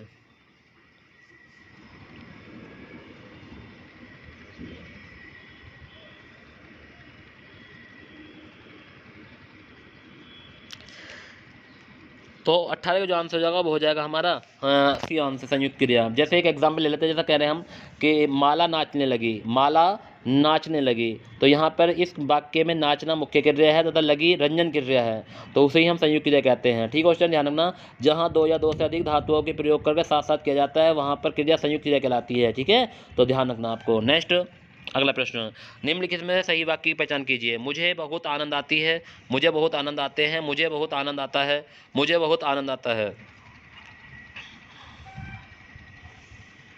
तो स्टूडेंट सी और डी में अंतर है। क्वेश्चन नंबर 19 में सी और डी में इतना अंतर है स्टूडेंट, सी में जो है ऊपर है पे बिंदी नहीं लगी हुई है और डी पे बिंदी लगी हुई है। कभी आप कहो सेम ऑप्शन है, ध्यान रखना, मुझे बहुत आनंद आता है, इसमें है पे बिंदी नहीं है, इस पे है पे बिंदी है, तो ऑप्शन सेम नहीं है स्टूडेंट। कभी आप कहो सेम है। तो क्वेश्चन नंबर 19 का आंसर बताएं। क्वेश्चन नंबर 19 का आंसर क्या हो जाएगा?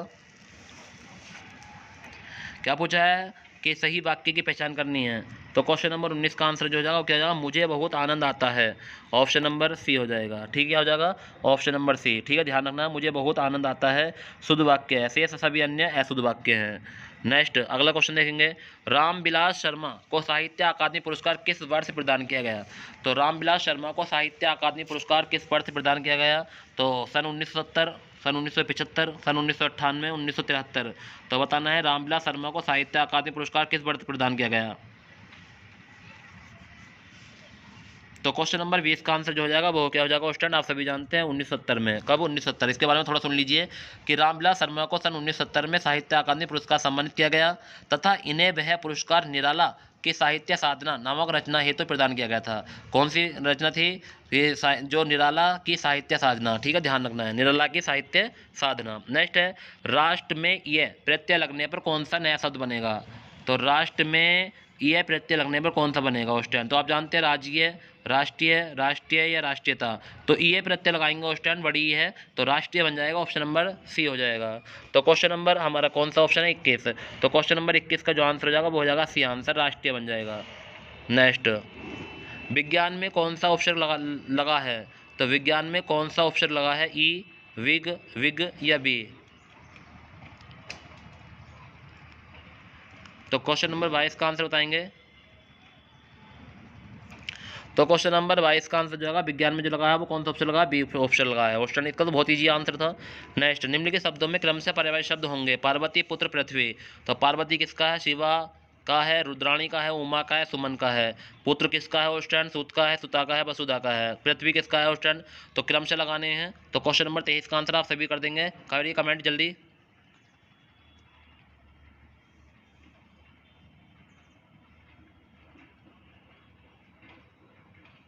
तो क्वेश्चन नंबर 23 का आंसर जो हो जाएगा वो हो जाएगा ऑप्शन नंबर बी, क्योंकि पार्वती रुद्राणी होता है, पुत्र अनंदन होता है, पृथ्वी अग्नि होता है। ऑप्शन नंबर बी हो जाएगा। नेक्स्ट देखेंगे क्वेश्चन नंबर 24, तेलुगु शब्द की उत्पत्ति निम्न में किस शब्द से हुई है? क्वेश्चन नंबर 24 का आंसर बताएंगे कि तेलुगु शब्द की उत्पत्ति निम्न में किस, तूपानु, त्रिलिंग या मालिश या मोदरू। तो बताना है क्वेश्चन नंबर 24। तो क्वेश्चन नंबर 24 का जो आंसर होगा क्वेश्चन कमेंट करें। Very good very good very good very good, comment करते रहें क्वेश्चन, बढ़िया बढ़िया, गुड गजब। ऐसे ही कमेंट करें क्वेश्चन, अपने अंदर जोश लाइए, जब भी तैयारी होगी क्वेश्चन। अगर आप निष्क्रिय रहेंगे तो तैयारी नहीं होगी क्वेश्चन। अच्छे से करिए, फुर्ती रखिए अपने अंदर। 24 का हो जाएगा बी आंसर। क्या हो जाएगा? त्रिलिंग। ध्यान रखना, त्रिलिंग से हुई है तेलुगु शब्द की उत्पत्ति। नेक्स्ट है क्वेश्चन नंबर 24वां क्वेश्चन। 24वां क्वेश्चन देखेंगे। क्वेश्चन नंबर 25 से 29 तक इस पैराग्राफ को पढ़कर आंसर देने हैं। मैं पढ़ रहा हूँ उस टाइम सुनने समझेंगे कि यहाँ से पढ़ेंगे, विज्ञान और दर्शन दोनों के रास्ते एक ही मंजिल की तलाश करते हैं। यह जरूरी नहीं है कि विज्ञान में अंध आस्था की प्रवृत्तियों के लिए कोई जगह नहीं होनी चाहिए। विज्ञान में सत्य के साक्षात्कार को कोई दावा नहीं चलता है। मतलब यह है कि कोई भी सिद्धांत अपने आप में कभी निरपेक्ष का अकाट्य या परम सत्य नहीं होता है। वह स्वयंभू या स्वसिद्ध होने की दावा नहीं कर सकता है, लेकिन जब तक वह गलत नहीं साबित हो सकता तब तक वह सच ही माना जाता है। इस प्रकार कोई भी वैज्ञानिक अवधारणा चिन्मय या चिरंतन न होकर एक सापेक्ष अवधारणा होती है। वह अपने समय में एक सततद्भव सच्चाई ही बयां करती है। मसलन कई सौ वर्ष तक न्यूटन के गुरुत्वाकर्षण सिद्धांत का किला अभेद ही माना जाता रहा। वह एक सच्चाई थी, लेकिन बाद में आइंस्टीन के सिद्धांत तथा क्वांटम फिजिक्स के उसका खंडन प्रस्तुत किया, फिजिक्शन के उसका प्रस्तुत किया। इसका मतलब यह भी नहीं है कि अब न्यूटन का सिद्धांत बेईमानी हो गया। आज भी अंतरिक्ष या ब्रह्मांड संबंधी अध्ययन हो या उपग्रह पर प्रेक्षण, न्यूटन की गतिकी और गुरुत्व सिद्धांत की काम में ला जाते हैं। क्वांटम फिजिक्सन के आगमन को दो तरह के देखा जाता है सकता है। एक, इसमें न्यूटनवाद को झूठा करार और दिया। दूसरा, यह न्यूटनवाद में एक नया अध्ययन जुड़ा है। न्यूटन का सिद्धांत परिष्कृत हो गया है। 25, ठीक है क्वेश्चन। तो यहाँ तक क्वेश्चन थे आपके। तो पहला प्रश्न क्या है क्वेश्चन? इसे करना जरूरी है, क्योंकि अगर नहीं कराऊंगा तो आपको पता है कि हिंदी में 2 पैराग्राफ आएंगे आपके लिए पैट में। अगर आप पैट के पैराग्राफ नहीं कर पाओगे तो दिक्कत आ जाएगी क्वेश्चन। तो पहला प्रश्न है कि विज्ञान के संदर्भ में असत्य कथन कौन सा है? तो क्वेश्चन नंबर 25 का आंसर क्या हो सकता है? तो पहला ऑप्शन पढ़ना है कि विज्ञान में सत्य के साक्षात का कोई दावा नहीं चलता। विज्ञान का सापेक्ष अवधारणा होती है। तो विज्ञान अपने समय की वास्तविकता सच्चाई बयां करती है। विज्ञान और दर्शन दोनों के रास्ते एक ही मंजिल की तलाश करते हैं। तो क्वेश्चन नंबर 25 का जो आंसर हो जाएगा वो हो जाएगा सी आंसर। नेक्स्ट, निम्न में से किसका कोई भी सिद्धांत अपने आप में कभी निरपेक्ष, अकाट्य या परम सत्य नहीं हो सकता? दर्शन, विज्ञान, साहित्य, इतिहास। क्वेश्चन नंबर 26 का आंसर आप सभी जानते हैं, विज्ञान। क्या हो जाएगा? B answer. नेक्स्ट 27, न्यूटन का सिद्धांत किसकी वजह से परिष्कृत हुआ? क्वांटम फिजिक्स या गुरुत्वाकर्षण सिद्धांत, गति का नियम, भारतीय दर्शन। तो बताना है क्वेश्चन नंबर 27 का आंसर। तो क्वेश्चन नंबर 27 का हो जाएगा क्वांटम फिजिक्स। ठीक है, ध्यान रखना। नेक्स्ट है क्वेश्चन नंबर 28 देखेंगे। क्वेश्चन नंबर 28 के आज भी उपग्रहों के परीक्षण में किसका प्रयोग होता है? तो क्वेश्चन नंबर 28 का आंसर हो जाएगा क्वेश्चन क्या हो सकता है? तो क्वेश्चन नंबर जो 28 का आंसर हो जाएगा क्वेश्चन आप सभी जानते हैं कि गुरुत्वाकर्षण सिद्धांत। ठीक, सी आंसर हो जाएगा। क्या हो जाएगा? C answer. ये बताया भी गया था अभी। इस किसने न्यूटनवाद को झूठा करार दिया? गुरुत्वाकर्षण सिद्धांत, क्वांटम फिजिक्स, गति का नियम या ऊर्जा संरक्षण का नियम। क्वेश्चन नंबर 29 का आंसर बताएं। तो क्वांटम फिजिक्सन कितने दिया था? वो ऑप्शन नंबर बी। तो क्वेश्चन कितने इजी प्रश्न थे, एक बार अगर ध्यान से पढ़ लोगे तो पैराग्राफ को इस तरह से करना है आपको, ध्यान से बिल्कुल। ठीक है, ध्यान रखना क्वेश्चन नंबर 29 हो चुके हैं हमारे। नेक्स्ट आगे चलेंगे। प्रत्येक इस संधि भेद का उदाहरण है। तो प्रत्येक किस संधि का उदाहरण क्वेश्चन बताना है क्वेश्चन नंबर 30। तो क्वेश्चन नंबर 30 का जो आंसर हो जाएगा यड़ संधि हो जाएगा। कौन सा हो जाएगा? यड़ संधि, यानी ऑप्शन नंबर सी यड़ संधि का उदाहरण है। नेक्स्ट है कनफटा, इस समास में कौन सा उदाहरण है? बहुब्रीहि द्वंद्व अव्ययभाव कर्मधारय है। तो क्वेश्चन नंबर 31 का आंसर बताएं, कनफटा।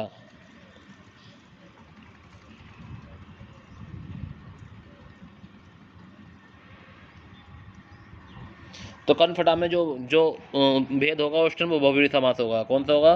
बहुब्री समास। जो इसका अन्य अर्थ निकलता है उस टाइम ध्यान रखना। तो जैसे पीताम्बर दशानन और चतुरन्न है, इसके भी ये भी हमारे क्या होते हैं, बहुब्री समास होते हैं। तो उस टाइम कमेंट करें कि कनफटा में जो बहुब्री समास होगा उसका इसका मतलब क्या होता है, तो इसका अलग अर्थ क्या होता है उस टाइम कमेंट करेंगे। तो कनफटा ये ध्यान रखना है। तो कनफटा में जो होगा समास बहुब्री समास होगा। Option number A. Next, Ramesh Chandra Shah को विनायक रचना के लिए सन 2014 में साहित्य अकादमी पुरस्कार सम्मानित किया गया था। इस रचना की विधा है तो कविता, उपन्यास, कहानी, जीवनी। तो बताना है कौन सी विधा में है। तो क्वेश्चन नंबर 32 का आंसर बताइए कमेंट में। तो क्वेश्चन नंबर 32 का आंसर होगा उपन्यास विधा में। कौन सी हुई, उपन्यास। तो रमेश चंद्र शाह को विनायक रचना के लिए सन 2000 में साहित्य अकादमी पुरस्कार सम्मानित किया गया। इस रचना की विधा जो थी वो थी उपन्यास। क्या थी, उपन्यास। नेक्स्ट, हमेशा एक जैसा रहना, अर्थ का क्या होगा। हाथ कंगन को आरसी किया, होनहार बिरबान के होत चिकने पात, मुंह में राम बगल में छुरी, सावन हरे ना भादो सुखे। तो ध्यान रखना क्वेश्चन नंबर 33 का आंसर क्या हो जाएगा। तो आप लोग समझ गए होंगे कौन सा आंसर हो सकता है। तो हमेशा एक जैसा रहना, ना सावन हरे ना भादो सूखे। ठीक है, सावन हरे ना भादो सूखे। Option number D. निम्नलिखित में से पर्यायवाची शब्द में से आय संयुक्त स्थान में कौन सा ही होगा। मृग घास चर रही है, बछड़ा, शिशु, बच्चा, सबाक। तो ध्यान रखना, मृग घास खा रहा है। तो इसमें क्या हो जाएगा क्वेश्चन नंबर 34 में। तो क्वेश्चन नंबर 34 का हो जाएगा मृग शावक घास खा रहा है। ठीक है, ध्यान रखना। तो मृग शावक यानी बच्चा। तो ध्यान रखना है क्या हो जाएगा, डी आंसर हो जाएगा। तो मृग शावक घास खा रहा है। नेक्स्ट, परिवर्तन परिवार में उपसर्ग बताइए। तो परिवर्तन और परिवार में उपसर्ग आप सभी जानते हैं कि सर इतने इजी प्रश्न तो कभी एग्जाम में अगर आगे तो हम देख तो ही लगा देंगे। तो ऑप्शन ये भी एग्जाम में आ चुका है। तो क्वेश्चन नंबर परिवर्तन और परिवार का जो उपसर्ग हो जाएगा वो क्या हो जाएगा, परि हो जाएगा। Option number A. नेक्स्ट है, कार्यालय पत्र से अर्ध सरकारी पत्र व्यवहार इनमें से मुख्यतः किसके बीच किया जा सकता है।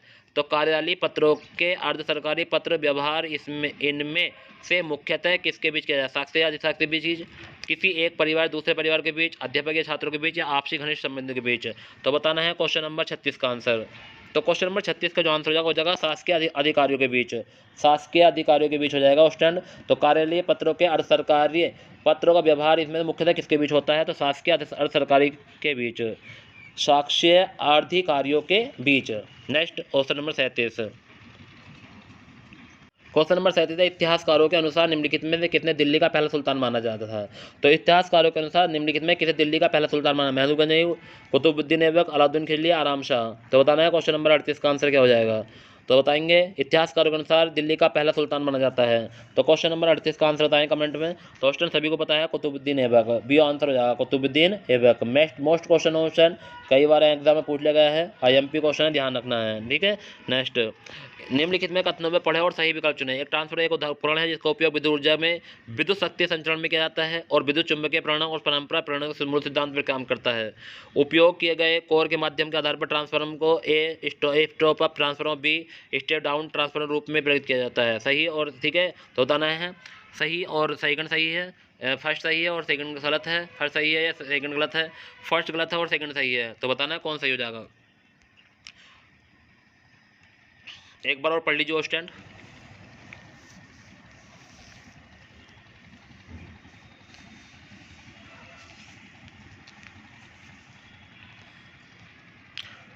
तो क्वेश्चन नंबर 39 का जो आंसर हो जाएगा वो क्या हो जाएगा।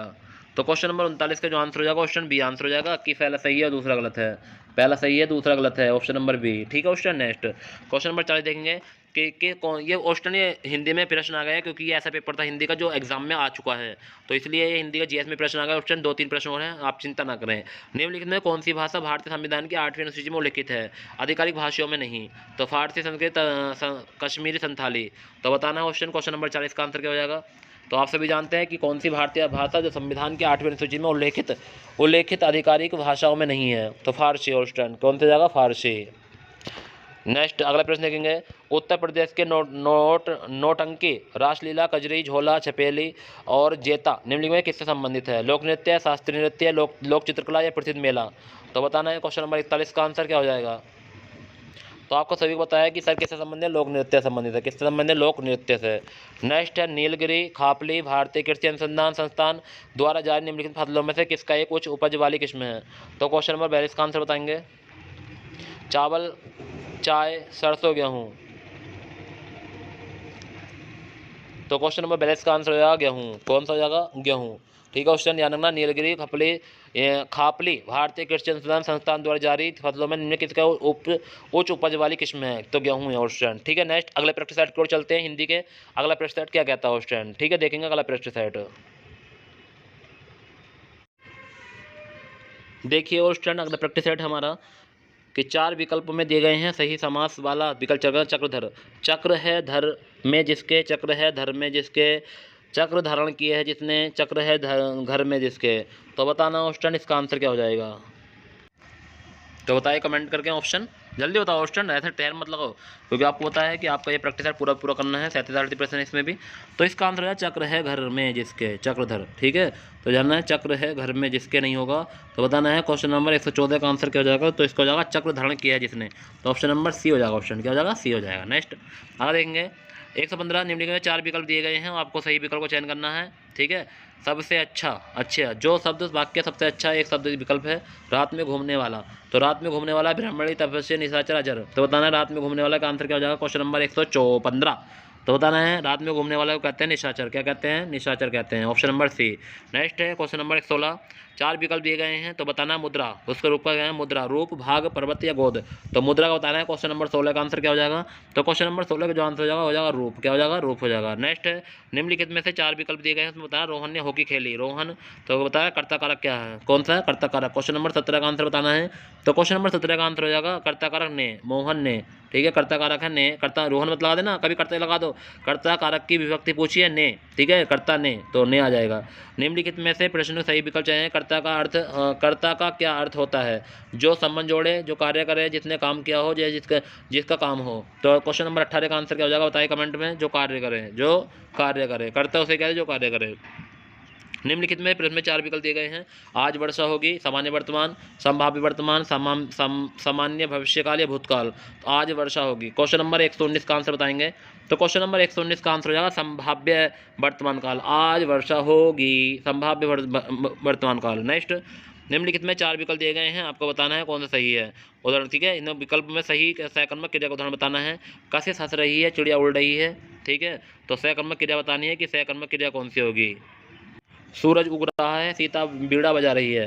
तो क्वेश्चन नंबर 120 का आंसर हो जाएगा, आप सभी जानते हैं कि सीता बीड़ा बजा रही है, सीता बीड़ा बजा रही है। ठीक है क्वेश्चन नेक्स्ट निम्नलिखित में 4 विकल्प दिए गए हैं उसमें सही पुल्लिंग शब्द बताना है सामग्री। तो सामग्री का सही पुल्लिंग शब्द बताना है क्वेश्चन सामग्री। Question number 121।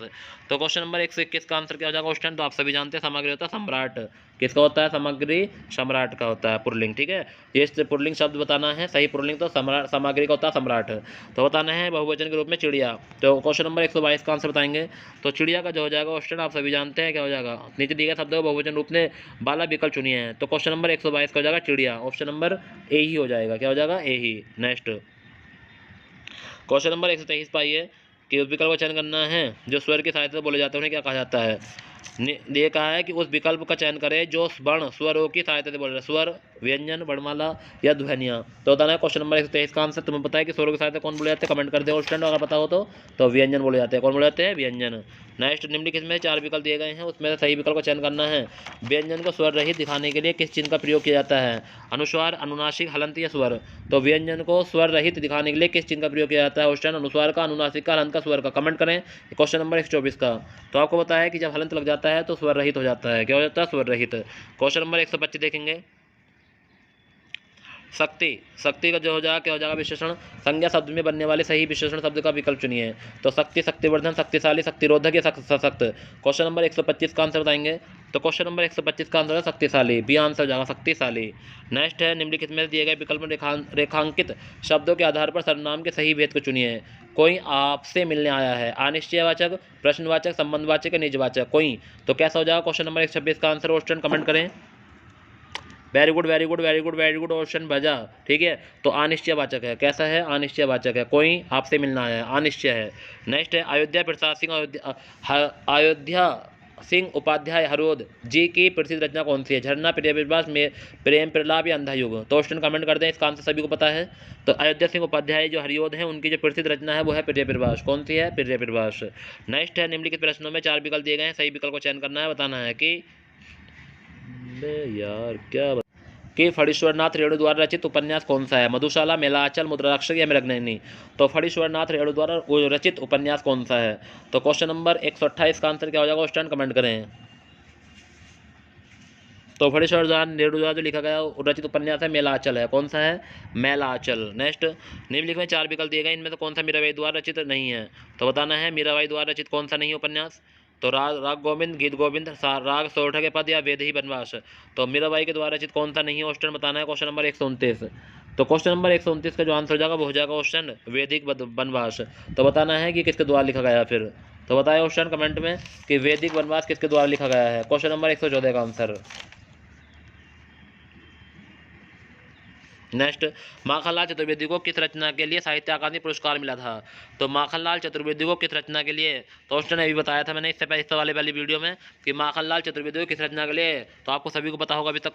तो माखनलाल चतुर्वेदी को किस रचना के लिए साहित्य अकादमी पुरस्कार मिला था? तो हिमतरंगिणी के लिए। किसके लिए? हिमतरंगिणी के लिए। नेक्स्ट, क्वेश्चन नंबर 31 से 35 तक देखेंगे। क्वेश्चन पैराग्राफ है और पैराग्राफ को बहुत अच्छे से पढ़ना है एक ही बार में। तो ये कह रहे हैं कि पारखी डॉक्टर वोगल ने यूं ही चंबा को अनजंबा नहीं कर डाला था। इसमें सैलानी भी इस नगरी में ही यूं ही नहीं खिंचे चले आते। चंपा की वादियों में ऐसा कोई सम्मोहन जरूरी नहीं है कि जो सैलानियों को मदमुख कर देता है। वे बार बार यही दस्तक देने चले आते हैं। ठीक है स्टूडेंट। आगे है, जहाँ मंदिर में उठती स्वर लहरिया परिवेश को आध्यात्मिक बनाती है, वही रावी की नदी मस्त रवानगी और पहाड़ों में आते शीतल हवा को झोंके में सैलानियों को ताजगी का एहसास कराते हैं। क्वेश्चन ध्यान से सुने, क्वेश्चन जब भी आंसर दे पाओगे, द्वारा नहीं पढ़ना पड़ेगा अगर आप ध्यान से सुनेगे तो। चंपा का इतिहास कला, धर्म और पर्यटन का मनोहारी मेला है और चंपा के लोग अलमस्त फप्पड़ तबियत के चंबोरी की कहाड़ियों में जो हम पर पड़ते हैं। आश्चर्य की कई वर्ग काम खुलते चले जाते हैं। प्राकृतिक अपने दिव्य सौंदर्य झलक दिखलाती है। चंपा के सौंदर्य का आत्मसम्मान करने के बाद ही डॉक्टर वोगल ने इसे अचंबा कहा होगा। चंबा का वह सौभाग्य रहा कि इसमें एक से एक बड़ा कलाप्रिय, धार्मिक और जनसेवा राजा मिला। इस राजाओं के काल में न सिर्फ यहाँ की लोककलाएं फली फूली अपितु इसमें ख्याति चंबा की सीमाओं को पार कर गया, पूरे भारत में फैली। इस लोकप्रिय नरेश को सारथी 1844 से, राजा राम सिंह 1873 व राजा भूर सिंह 1994 नाम विशेष रूप से उल्लेखनीय है। वास्तुकला को कलाकष्ट और जितना प्रोत्साहन में चंपा में मिला शायद ही अन्यत्र कहीं मिला है। ठीक है क्वेश्चन देखेंगे प्रश्न क्या कहते हैं। चंपा की कलम शैली में खास अपनी पहचान बनाई है। इसकी घाटी में ऊंचाइयों खड़े होकर देखो तो समूचा चंपा शहर की किसी अनूठी कलाकृति जैसा ही लगता है। तो क्वेश्चन नंबर 31 का आंसर क्या हो जाएगा क्वेश्चन देखेंगे। चंपा का इत्यादि धर्म और पर्यटन का कैसा मेल है? मन को हरने वाला, दर्द देने वाला, नापसंद आने वाला या ठीक ठाक? तो बताना है क्वेश्चन नंबर 31 का आंसर क्या हो जाएगा। तो क्वेश्चन नंबर 31 का जो आंसर हो जाएगा क्वेश्चन कमेंट कर दे। तो क्वेश्चन नंबर 31 का आंसर मन को हरने वाला क्या हो जाएगा? ये ऑप्शन। नेक्स्ट देखेंगे, डॉक्टर वोगल ने चंपा को अनचंबा कब कहा? वहां से आने के बाद, अनुभव के बाद, किसी का सुनने के बाद या देखने के बाद? तो क्वेश्चन नंबर 132 का आंसर क्या हो जाएगा क्वेश्चन? तो आपको बताया अनुभव के बाद ही कहा था। किसके बाद कहा था? बी आंसर, अनुभव के बाद। नेक्स्ट, चंबा को सौभाग्यशाली क्यों कहा गया? राजा के कारण, प्रजा के कारण, स्थिति के कारण या परिस्थिति के कारण? तो चंबा को सौभाग्यशाली क्यों कहा गया? Question number 133। तो राजा के कारण। किसके कारण? ऑप्शन राजा के कारण। तो ऑप्शन 133 का आंसर क्या हो जाएगा? A option. नेक्स्ट 135 देखेंगे, चंपा की किस शैली ने अपनी पहचान बनाई? सिलाई, खेती, कलम शैली या बागवानी? तो क्वेश्चन नंबर 134 का जो आंसर आया था वो आया था कलम शैली ने। किसने? 134, सी आंसर। क्वेश्चन नंबर 135 है, वंशीकृत शब्द का समानार्थी शब्द अनुच्छेद से पहचानिए। ख्याति, मात्र मुग्ध, उल्लेखनीय, सैलानियों। तो बताना है क्वेश्चन नंबर 135। तो मंत्र मुग्ध उसमें आया था साफ साफ। ठीक है, ऑप्शन नंबर बी हो जाएगा। क्या आया था? मंत्र मुग्ध। ठीक है, ऑप्शन नंबर बी आंसर हो जाएगा। नेक्स्ट अगला प्रश्न देखेंगे क्वेश्चन, ये हमारे सारे गद्यांश पूरे हो चुके हैं। ठीक है नरना। अब ये कह रहे हैं कि उस विकल्प का चयन करें जो दिए गए पद के उचित अलंकार रूप का सबसे अच्छा विकल्प है। व्यवहारिन को देखकर पट देत बार बार, सुश्लेष अलंकार, अतिशयोक्ति अलंकार, रूपक या उत्प्रेक्षा? तो क्वेश्चन नंबर 136 का आंसर क्या हो जाएगा क्वेश्चन बताएंगे। तो क्वेश्चन नंबर एक ही शब्द के अनेक अर्थ हो तो वहाँ श्लेष अलंकार होता है क्वेश्चन, ध्यान रखना है। नेक्स्ट श्लेष अलंकार हो जाएगा क्वेश्चन, इसका आंसर हो जाएगा हमारा सी यानी ए ऑप्शन। इसमें कह रहा है कि 4 विकल्प में सही उत्तर का चयन करना है। अव्यय का भेद हो, सबने उसे बुरा कहा लेकिन वह अच्छा बना। विस्मयादि बोधक अव्यय, संबंध बोधक, समुच्चय बोधक या क्रिया विशेषण बोधक? तो क्वेश्चन नंबर 137 का आंसर क्या हो जाएगा? तो 37 का आंसर होगा क्वेश्चन सी आंसर, समुच्चय बोधक अव्यय। ठीक है, ध्यान रखना है। नेक्स्ट है क्वेश्चन नंबर 138। तो स्टूडेंट आज तक यहीं छोड़ते हैं। तो आप लोगों को कमेंट करना है कि आपको वीडियो कैसी लगी। और ऑप्शन जितने भी आपके साथी हैं उनको बता देना कि अगर आपको यूपी ट्रिपल पैट या उत्तर प्रदेश पुलिस या दिल्ली पुलिस जिसका 14 नंबर से एग्जाम स्टार्ट होगा उस टाइम अगर आपको तैयारी करनी है तो हमारे साथ जरूर जुड़े। ठीक है उस टाइम आपको यह आपका कर्तव्य है, अगर आपको मुझे आगे लेकर जाना है तो आप मेरा साथ देंगे। देखो ना सभी लोग, पक्का, वेरी गुड, बहुत बढ़िया। और स्टूडेंट तुम ऐसे नहीं हो, बिल्कुल तैयार हो मेरे साथ देने के लिए सभी स्टूडेंट, एक बार लाइक कर दीजिए।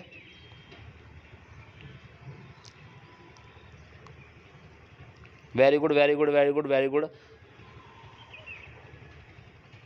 थंब का चिन्ह बनाइए ऑप्शन अगर आप लोग तैयार हैं मेरे साथ देने के लिए। चलिए ऑस्टन, वेरी गुड, बहुत बढ़िया। ऑस्टन काफ़ी समय हो चुका है आपको भी मेरे साथ जुड़े 1 घंटे से सवा घंटा हो चुका है ऑस्टन, जो ज़्यादा हो चुका है ऑस्टन। तो आप लोग अच्छे से अब अपनी तैयारी करिए, खाना खाइए और उसके बाद में जो भी पढ़ना चाहते हैं पढ़ लीजिए। उसके बाद में 2-4 मिनट जो भी आपको काम करना है करिए, फिर अपना आराम से पढ़िए। और आपको अच्छे से रोज़ ये प्रैक्टिस लगाना ऑस्टन मेरे साथ जुड़ के, और अपने जितने भी फ्रेंड हैं सबको बताना है। ठीक है ऑस्टन, चलिए आज की वीडियो यहीं समाप्त करते हैं। गुड नाइट, अल्लाह हाफिज़।